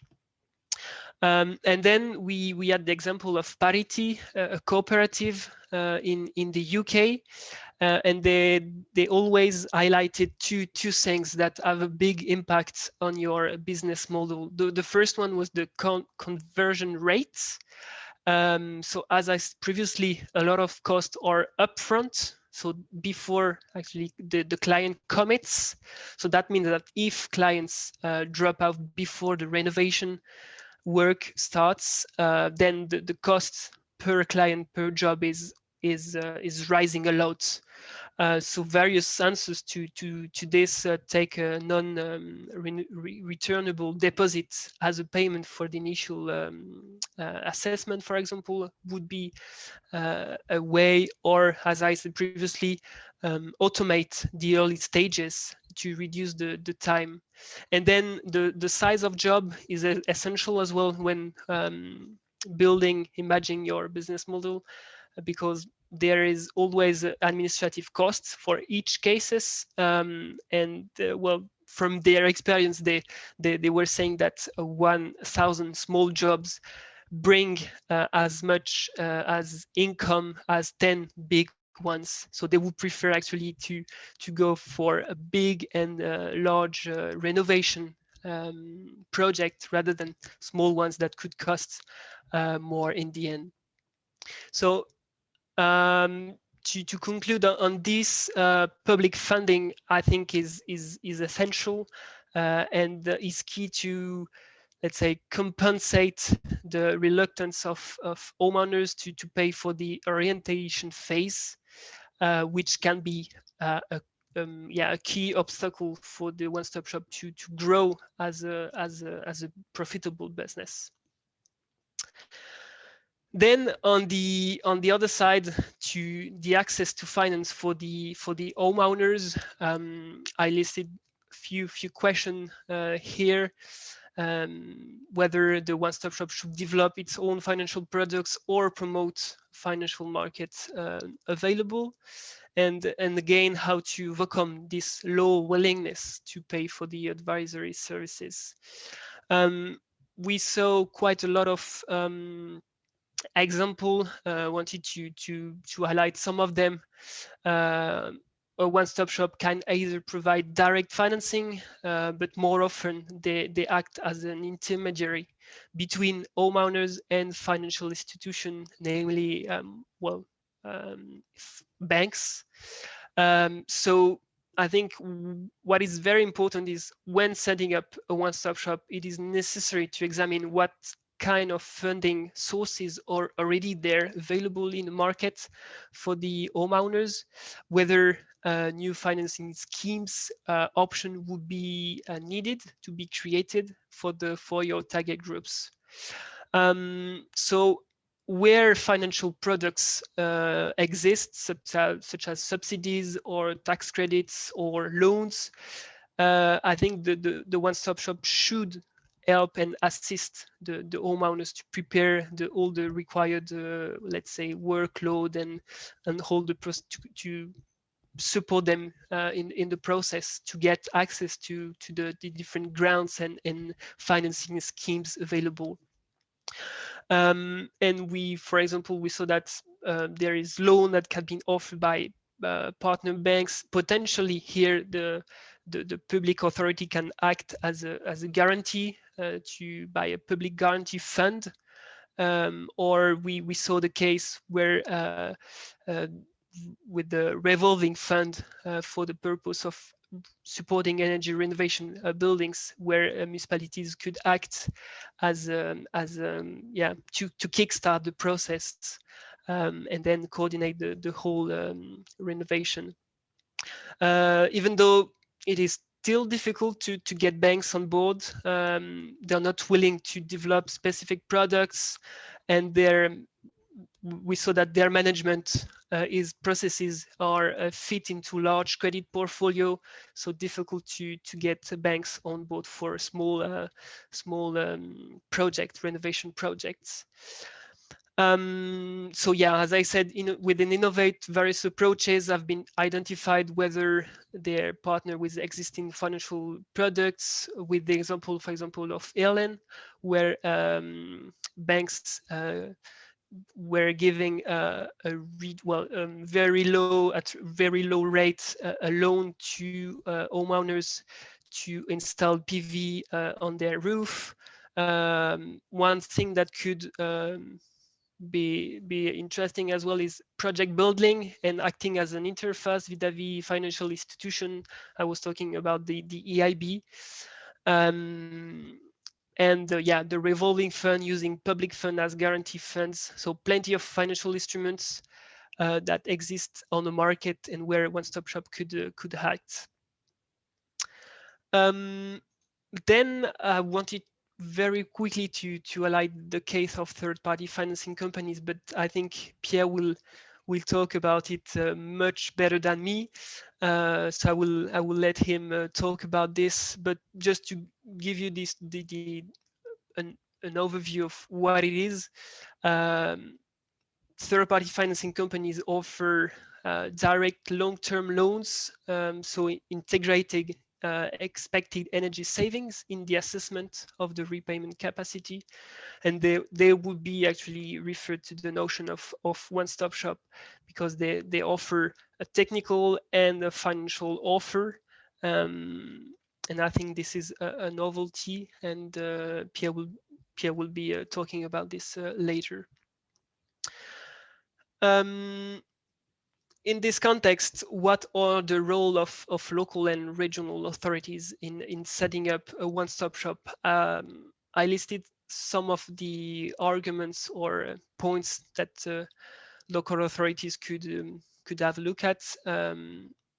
Awareness raising is one of them. We see that local authorities are key in this market. They can stimulate the renovation market through various ways. Yeah, the first one is awareness raising. I think we could. There is an ongoing debate whether to consider energy efficiency as a public service, so to finance this orientation phase, so that it is free of charge for homeowners. Then we have the coordination and the training to support local suppliers. It is very essential, and I think without public subsidies, the private sectors will hardly get involved in the facilitation model, I would say. And we had the experience of parity still in the UK that shows that if you are a private company, it is best to get support from local or regional authorities on the area you operate. And you get the financing, but in addition, it is I think the trust that local authorities could bring, because they are seen as impartial and trustful party. So they could, in addition to funding, could have a positive image on your company, and and I was saying public subsidies are crucial. We saw that the practical experiences show that a one-stop shop that decide to offer a renovation package need at least 5 to 8 years to close existing market gaps and to make its business model financially viable and self-sufficient. And so technical support, financial support are needed for projects.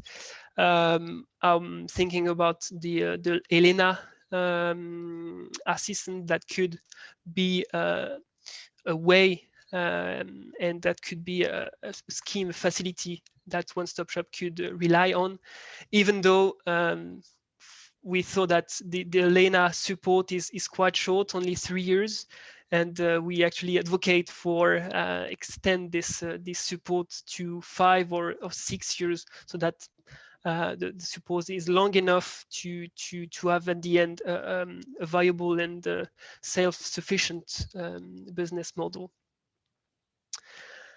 Finally, some key takeaways. From what we saw, most of the local and regional authorities do not know well the local market. And here I would advise you as local authorities to understand what are the key gaps in the renovation market. If the market is immature or fragmented, you may decide to well, set up your one-stop shop that will stimulate the market and motivate private companies to enter in this market. But in general, we saw that the more mature the market is, the less intervention is needed from the public sector, as the private sector is ready to get involved. Again, continuity brings results. It may take a lot of time before you see the first results.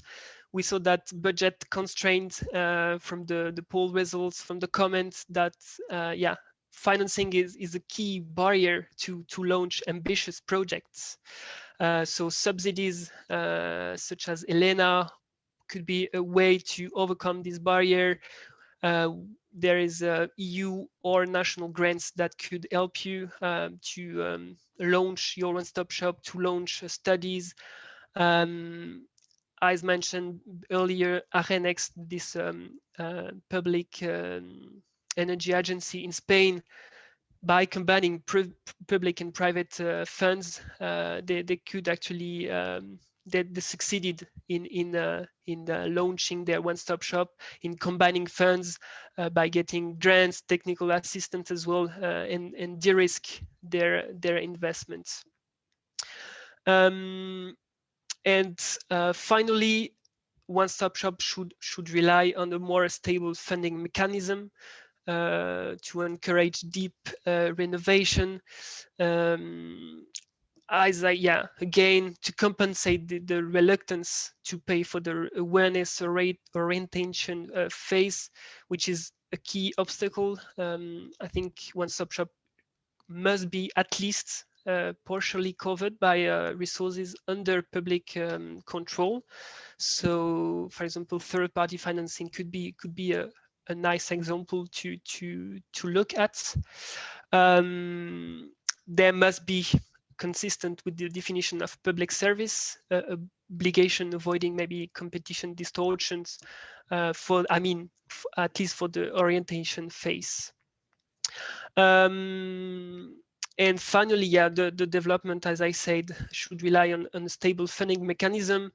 We saw that at least in France, we have a lot of funding opportunities, but they are looking at small measures and not at deep retrofits. So I think a stable funding mechanism will allow the realization of retrofits that are compliant with the EU objective of climate neutrality by 2050. And I think that's it from my side. Do not hesitate to have a look at the Orphy project website, the Innovators World website, where you will find some, I think, very useful resources to launch and develop your one-stop shop. Thank you very much.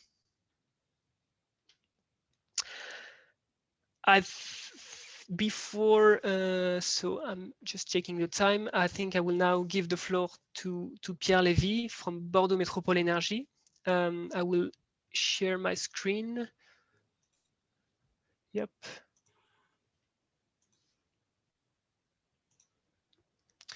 So we will take the question, if any, at the end of the session. So we'll have Pierre Levy presenting his experience, then Adrien Michel, and then we'll have some times for questions and answers. So Pierre, thank you very much. The floor is yours. Vers Ctrl L pour l'avoir. So thank you. I'm Pierre Levy. I'm the Energy Transition Director at Bordeaux Métropole Énergie, and I'm in charge of Renov, which is the brand dedicated to the third-party financing activity of the group. So I made a short presentation. I think it's quite concrete, but it will go quite fast. So do not hesitate if you have any questions to ask me at the end of the presentation. And take it as a food for thought. It's not the way you should do it. It's the way we did it. But some ideas are good. Others might not be that good. So make your own opinion on what we've done. Next slide, please. Yes. So Bordeaux. So Bordeaux is a city of the southwest of France. It is composed of the metropolitan area is composed of 28 cities and represents around 800,000 inhabitants. The private-owned building is composed of about a little more than 300,000 private housing, 140 within collective buildings, and 170,000 houses. The ambition of the Metropole was to reach a number of energy renovation of 9,000 every year, and the point we start is 2,000 renovation a year. So the goal is to multiply by 4.5 the number of renovation that was estimated. So it's a huge ambition, and to achieve this ambition, the Metropole, Bordeaux Métropole, they decided to have a two-step strategy. First one was to create Marenov in order to generate household demand. So it's a neutral and free advice for every homeowners. And the second step was to create an offer, of technical and financial solutions. And that's Renov. That's what I represent today. Can we go to the next slide, please? So Renov, it's a brand of a large group, which is composed of different subsidiaries. In one is doing renewable energies development, another one is doing heating and cooling networks, third one is doing distribution of natural gas, the fourth one is selling energies. And at the holding, we have this brand of Renov. Bordeaux Métropole owns 68% of the shares of Bordeaux Métropole Énergie, and the rest of the shares is detained by NG and La Banque des Territoires, which is a public-private bank, national bank. It means that we are not a public service, and therefore we are in the competitive domain. So every private owners in the Metropole can or cannot, as he wants, ask for our help. But it also means we are subject to the public procurement code, and we are of general interest. The third-party financing was created activity was created in 2018. We started with all the administration works, all the authorization we needed to start working. So we are effectively working since 2019. We only do global energy renovation, not simple works. We work on the 28 cities of the Metropole, and today the team is composed of 14 professionals, technical, financial, and social professionals, experts. And something which is maybe interesting is that financial experts are not the majority of the team. The majority of the team is made of technical experts. And I will come back to it later. Next slide, please. Yes. So third-party financing in France, it's a derogation from the banking monopoly, which was allowed in 2015. And the service it must include are well described in the law. So first, it's to design the work program on the basis of an energy audit. So we have to do an energy audit to work with a private owner. Second one is to estimate the associated energy savings. So third one is to support the client in carrying out the works. And the fourth one is the determination of the financing plan, and when possible, pre-financing all the subsidies that can be generated. And in addition to these four mandatory points, there is an optional one, which consists on a loan offer, which can be either direct or indirect. You talked about it earlier, Thibault. And we decided at Bordeaux Métropole Énergie, sorry, we decided to make some direct loan. So we have a credit line at the EIB of 38 million euros that we can let to our clients. And last thing is, I was saying the global energy refurbishment, so 25% is not that ambitious, but we do not have the right to work if we are not doing at least 25% of energy savings.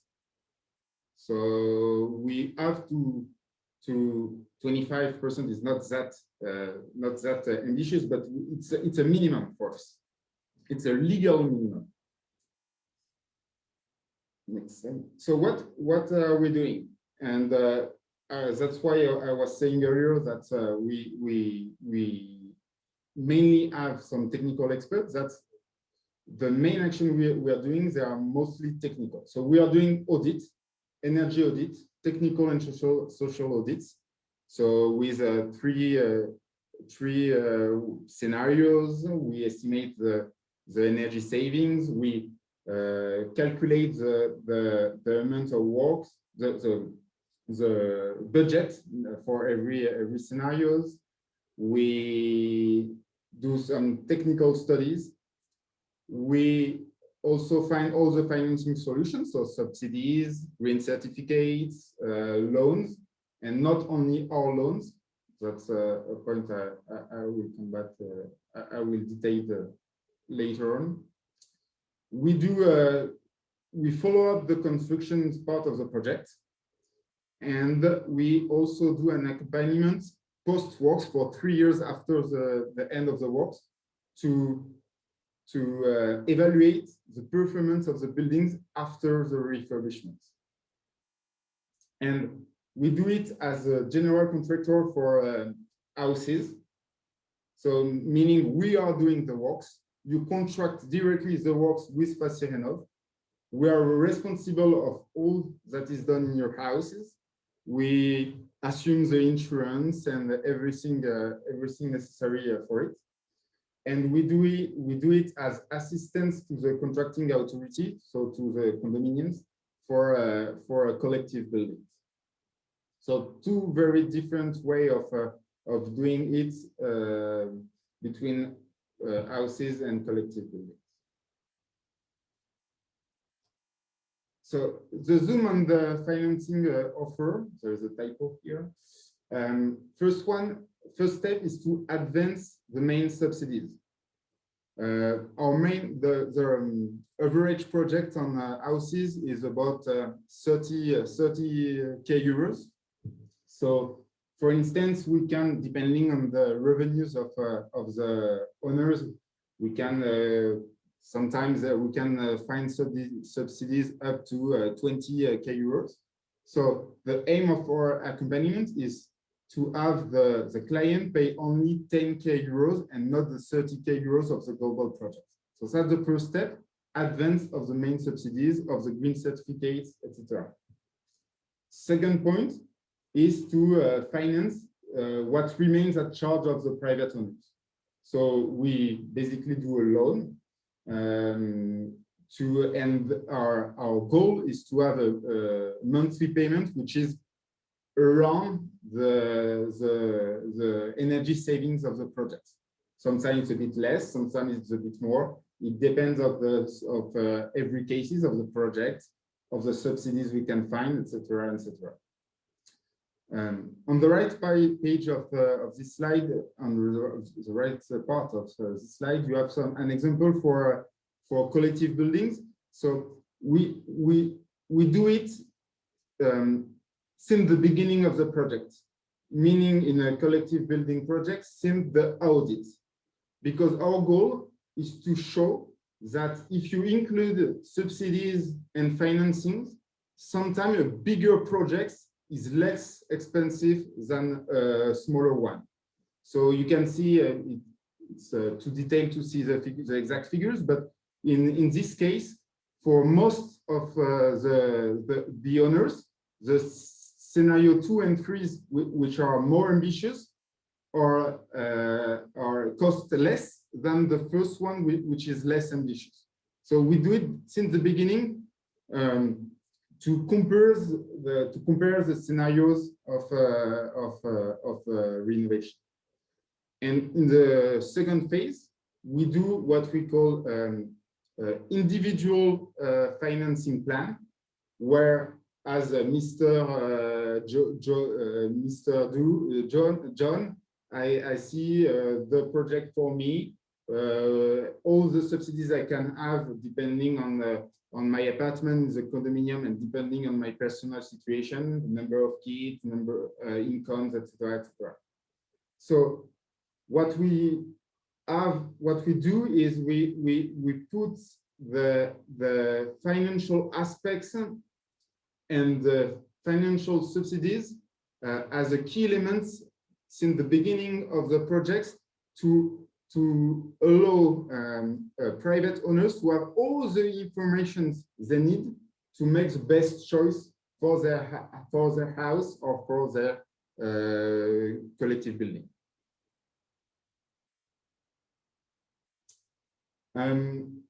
Some main learnings from what we've done. So first one is it needs a strong technical skills.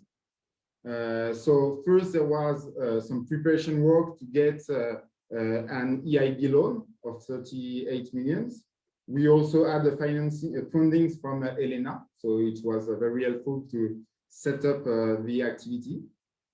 We also need some technical engineering and mostly thermal engineering because we work with thermal softwares every day. We need flexibility and agility to adapt to constantly evolving regulatory environments with new subsidies that end, new one, etc. It's never stable, so we have to adapt our tools at every point. Second point is I really believe that our offer corresponds to our client expectations. So we have not done much. We were created in 2018, but I think and our clients, they tell us we have done it well.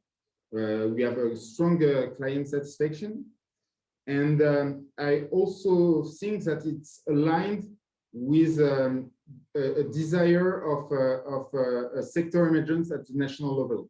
So Thibault, you said that in France, some simple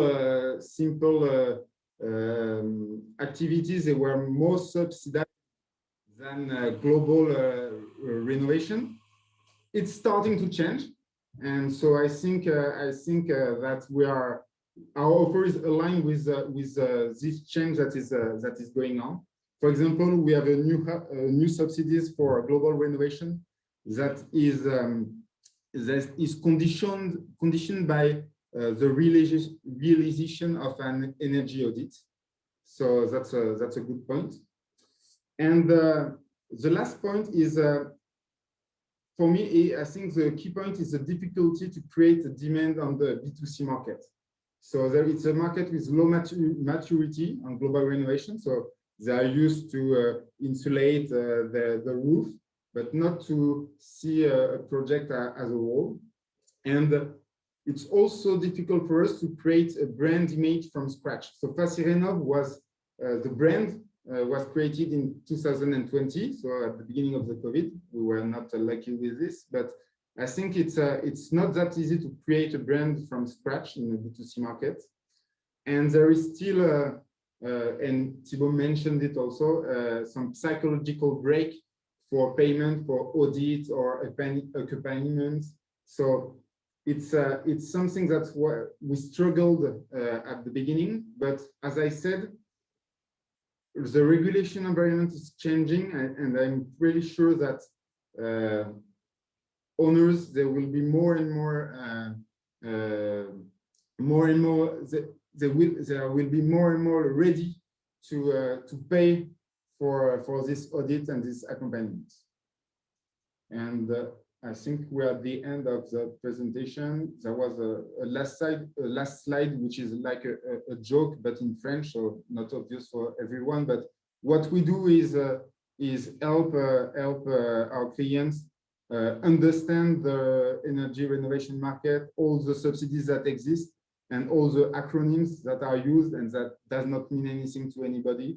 So we try to translate them translate it for them, and help them find the good path to a good renovation.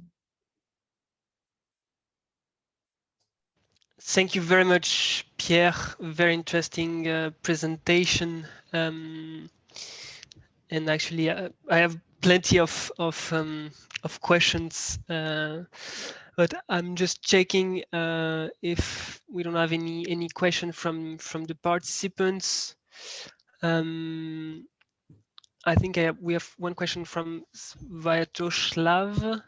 What if the house owner does not want to take any risk and cost of thermal modernization? What is the position of the city in this case? So every private owner is free to do what he wants in his house. So if he doesn't want a project, he don't do it. But our goal is to show them what is the best project in terms of technicity, but also in terms of finance and in terms of comfort. So we try to convince them. Sometimes we succeed, sometimes we don't, and but they are still the owners of their houses, so we cannot force them to do some action. But what helps is so there is some local subsidies. So the city of Bordeaux, it's not the city, it's the metropole, but let's simplify. The city of Bordeaux helps for some works. So depending on what they want to prioritize, they have more insulation than systems. So by these tools helps convince private owners to do the right projects. All right, thank you very much. And maybe if I may, just a quick question from my side. I was wondering whether this model of third-party financing, is the idea to replace the banking sector by providing loans to homeowners, or is it more like a prefiguration of what the banking sectors could then take over? You want my view, the view of the national government, the municipalities?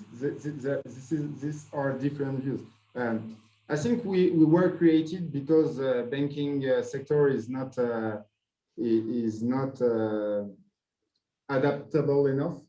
So they're not agile enough, and they do not finance energy refurbishment that well. It's always complicated. We also do not have the same criteria to offer a loan or not. So basically in France, it's a third of your income. You can have a debt based on a third of your income. We do not do that. We look at what are the real incomes and outcomes of the owners. We include the energy savings that will be generated by the projects. So we do not have the same solvability tools than the banks.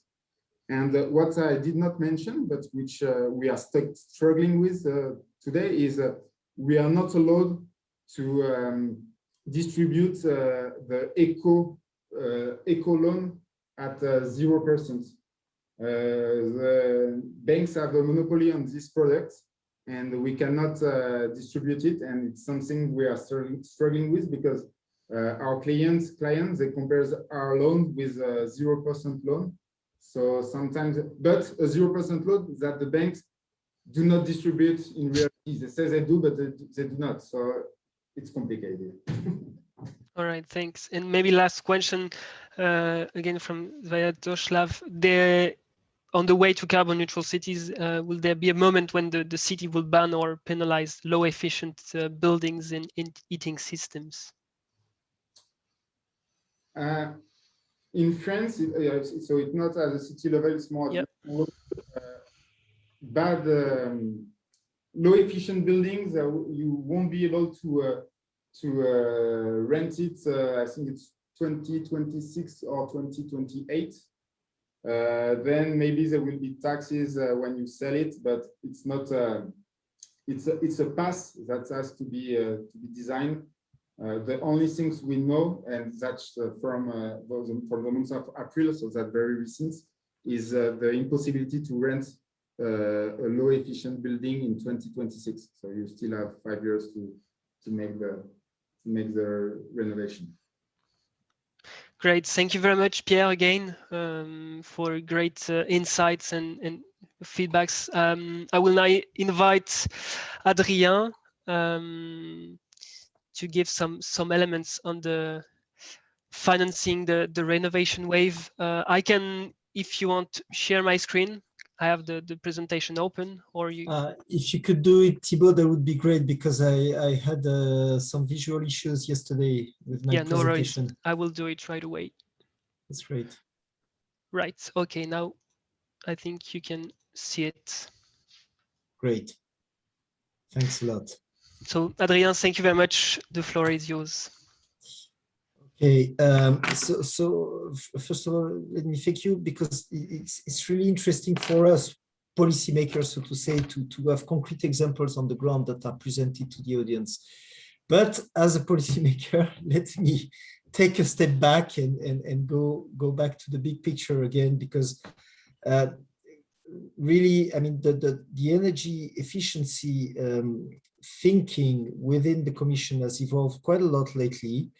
And this is mainly because when we decided to move for a more ambitious climate target, minus 55% by 2030.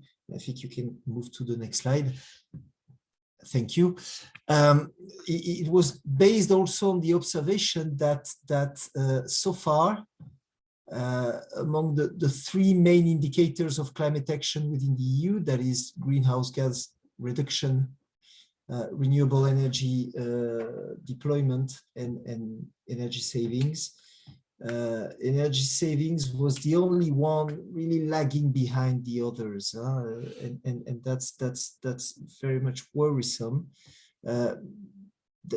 You probably perfectly know the reasons why the renovation rate is so low at European level. It's on average around 1% of the building stock.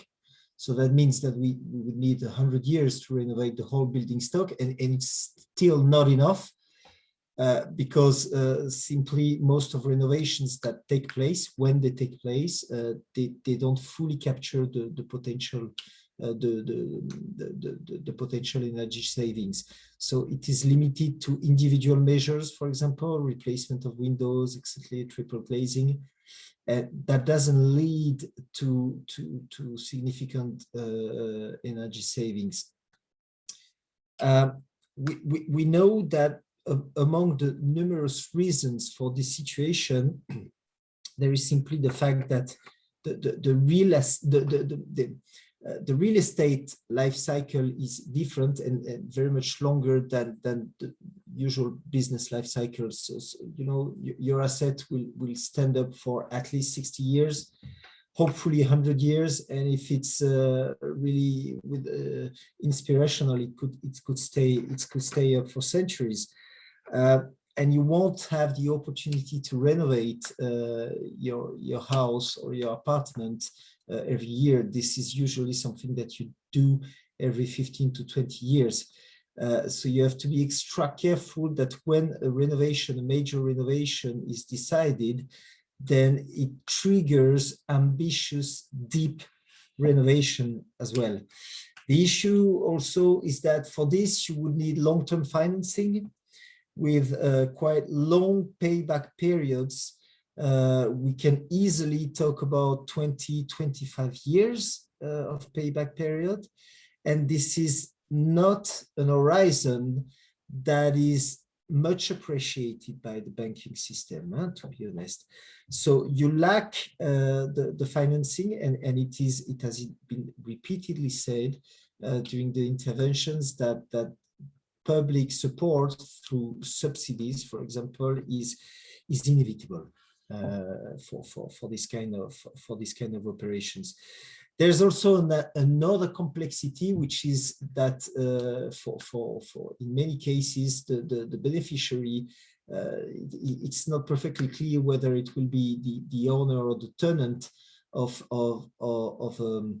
an apartment or a house, and it makes it even more complicated to divide the potential benefits and the costs of the renovation, of course, in a fair manner.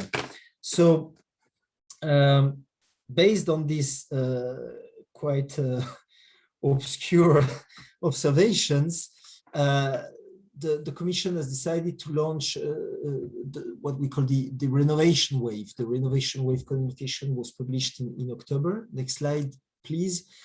And it for the first time sets some quantified objectives and makes the case for renovation with estimated benefits in terms of job creation, in terms of greenhouse gas reduction, and in terms of value created. I think that's extremely important to set this framework.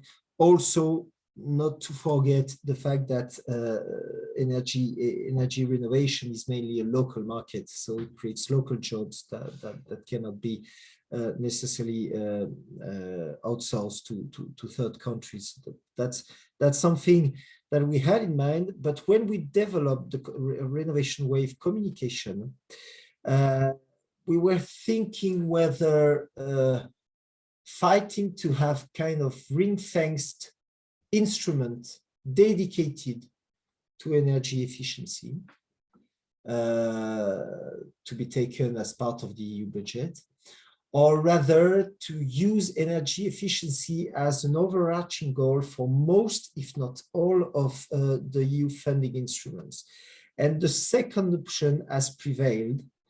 And I think this is good in a way, because it has been followed by an increased ambition in the size of the budget.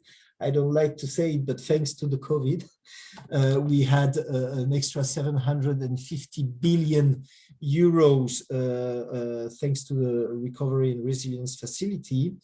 And we have attached also increased ambitions, because for this recovery facility, we will have, member states will have to at least dedicate 37% to climate action investment, which is slightly above, next slide, please, slightly above the general climate target for the general EU budget, which is set at 30%. But all in all, you can see that out of the almost 2 trillion euros, there's a typo here, but the 2 trillion euros of total EU budget for the next multi-annual financial framework period, we can estimate that at least 550 billion would be dedicated to climate action, and we expect a big chunk of it to be directed to renovation of buildings.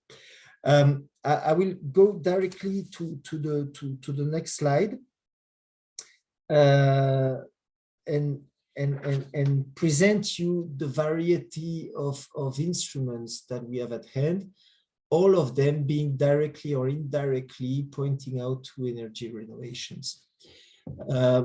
In the short run, you need massive money injection, public money injections, and that's the purpose of direct investments. They hold the biggest chunk of the EU budget. So you have the recovery facility and the cohesion funds. All in all, they amount to approximately 1 trillion euros, so half of the budget. It's a lot. And you can add also the just transition mechanism. This is meant to tackle in the short run the issues faced by investors and project promoters.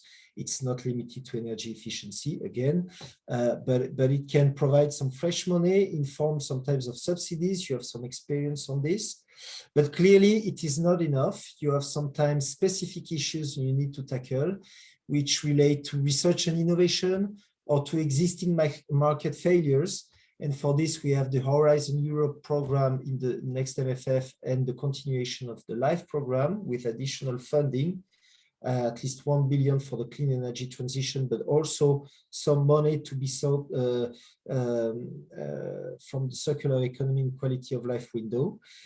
So that's quite significant. And this is meant to finance pilot projects up to 90–95%. It depends on the calls and the specific criteria, but it can help triggering innovative projects. But then in the longer run, there is need to attract private financing. It is absolutely necessary and indispensable. And among the different instruments, what we are trying to do is to make the most of what has already proven to be successful. The Juncker funds has proven to be quite successful in leveraging private money with a multiplier effect of 15, and we intend to further develop it with the InvestEU guarantee.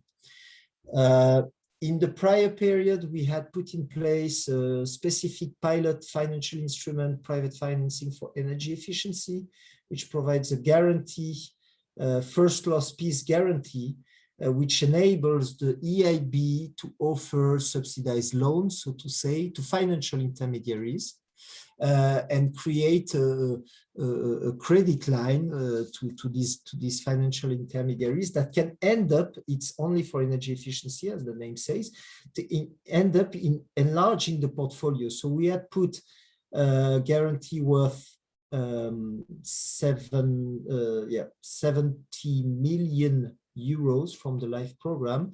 And after a few years, we're not at the end of the program, but we have triggered already 250 million worth of investment. So it's quite significant. But to go even beyond this, technical assistance is probably one of the main success factors. And I've heard that Elena was mentioned repeatedly. I'm very happy about this because we're running this facility along with the EIB. And on this, with the seed money for technical assistance to put in place, for example, one-stop shops, you can obtain a very high leverage.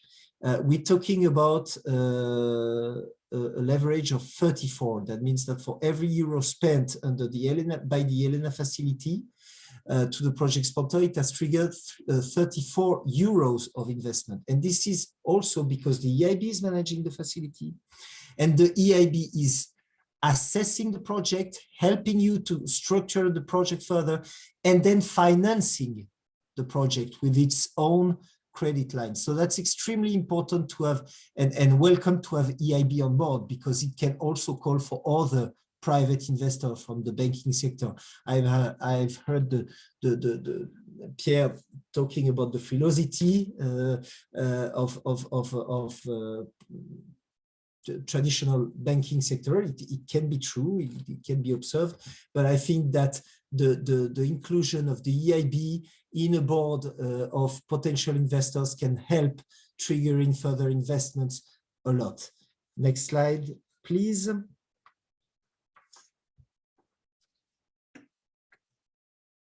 Well, I will pass on this slide because we've extensively talked about this. And I would like to finish my presentation also talking about this concept of one-stop shops. Elena is probably the main instrument to develop one-stop shops at the European level. It's demand-driven. It has been a success and it will be followed under InvestEU this time, which is a significant change from the previous period where it was funded by Horizon 2020. And this time, the fact that it's plugged into the InvestEU means that we want to further attract private investment. So it's easier for a project sponsor under Elena to receive the Elena facility, and then to move towards the next phase, which is attracting investment by asking a guarantee from the InvestEU program, which has 26 billion guarantee available. So it's more than a lot. Talking about the ambition, because I've heard from the Bordeaux example that it's legally binding that at least 25% of energy savings are achieved. I was wondering whether it was legally binding or contractually binding. That means if it's in the law, the energy transition law, or in the contract between FaciRenov and the project and the final beneficiaries. So I would like Pierre to maybe clarify that. And I wanted to tell you also that we need to adapt, of course, all our funding instruments to the evolving regulation framework at the EU level. We are currently revising a number of directives, the energy efficiency and energy performance of buildings directives, but we have also adopted the EU taxonomy. And in the EU taxonomy, we consider an investment to be green or not, to be climate compliant or not. And for energy savings, for energy efficiency, we have decided to put in place a certain threshold, which is set at 30% of energy savings achieved. That means that if you reach or you are above this threshold, you will get the 100% climate compliant tag. But if you're below, your investment will only be considered 40% climate compliant at portfolio level, not necessarily at individual project level. This still has to be fine-tuned. But that means that the ambition, the higher ambition for the depth of renovation is now reflected in the EU regulatory framework and will have to be adapted when we put in place one-stop shops or where we help, we assess the submissions from local authorities to put in place their own one-stop shops at local level. I think that's a very important feature worth to be mentioned. In addition to this, there are other funding instruments which I'm not that familiar with, to be honest, but they're because I'm not managing them. But you have this EU CT facility under LIFE, which helps with up to 60,000 euros local authority to develop concept plans and including, of course, plans to enhance the energy efficiency of their dwellings. There is this possibility under this facility for municipalities to bundle, to get together and submit a common projects. So for small size municipalities, it might be worth considering this. Now for larger municipalities such as Metropole and big conurbations, let me briefly mention a work in progress, which is the city's mission under Horizon Europe, which will offer support for big cities to develop, and smaller as well, but mainly for big cities to develop a full decarbonization plan by 2030. And we will of course, co-finance a big part of the investments, but for the technical assistance, we would cover a part of the concept phase for these cities, and the call for expression of interest will probably be launched in the second half of the year, or maybe even a little bit earlier if possible. So these are some elements for your consideration. I will stop here and wait for your questions, and happy to reply. Thanks a lot. Thank you very much, Adrien, for your presentation and all the useful insights. Maybe I will let Pierre answer your questions, and maybe consider one or two additional questions from the participants before closing the webinar. So 25%. It's in décret d'application. It's not the law, it's the application decree, but it is written. I can send you the text if you want. With pleasure. Great, thank you very much, Pierre. Do you have any question from the audience to either Pierre or Adrien on their presentation?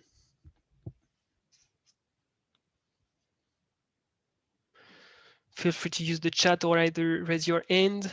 Maybe I will have one questions from my side. We talked a lot about Elena facility. Maybe I would like to get your feedback, Pierre, on Elena, from your perspective, and if you have any good practice to share for municipality to get involved in such projects. So my feedback is it's very helpful. Actually, we received 1.5 million from Elena to set up the activity. We are at the middle of the program right now. So it was hard work to prepare it. I arrived, it was the works were already engaged because I arrived at the beginning of the activity. So it's hard work, but it's of value, and without Elena, I think we would not have started this activity. Okay, great. Thanks a lot. I think there is only one thing. I would only ask 2 more opportunities for the city outside of EU. The right processes to push the process ahead, indeed. A huge amount of money and funding, but I think this could be very overwhelming for small municipalities, indeed. But I think the resilience and recovery plans as well at national level would be a good opportunity for municipalities to look at. And maybe final points on this. As energy cities, we are currently assessing the different national plans to help municipalities and cities across Europe to explore and to assess what are the funding opportunities at EU, at national levels, what are the different funding programs, very concrete examples and elements that could help cities to get prepared to get access to this money that will come in the coming months. Thanks a lot to all the speakers. We are, well, I think we reached the time. We actually exceeded. I would like to thank Pierre, Adrien, and the other speakers for the organization, Christina for the organization of the webinar, and many thanks to all the audience, to the participants for your interests. We'll send you some follow-up materials in the coming days with some useful materials that was mentioned during the webinar, the recording as well. Feel free to ask any questions. If any, we'll be happy to share with you with the relevant link as well. We mentioned Orfi, the Orfi project, but as well the Energy Efficiency Watch websites. So thanks a lot. Maybe Christina, last words from your side. Thanks a lot to all our webinar presenters and participants, and for keeping so long with us. So yeah, keep up with the good renovations and keep safe. Bye-bye. Thank you all. Bye-bye. Thank you. Bye.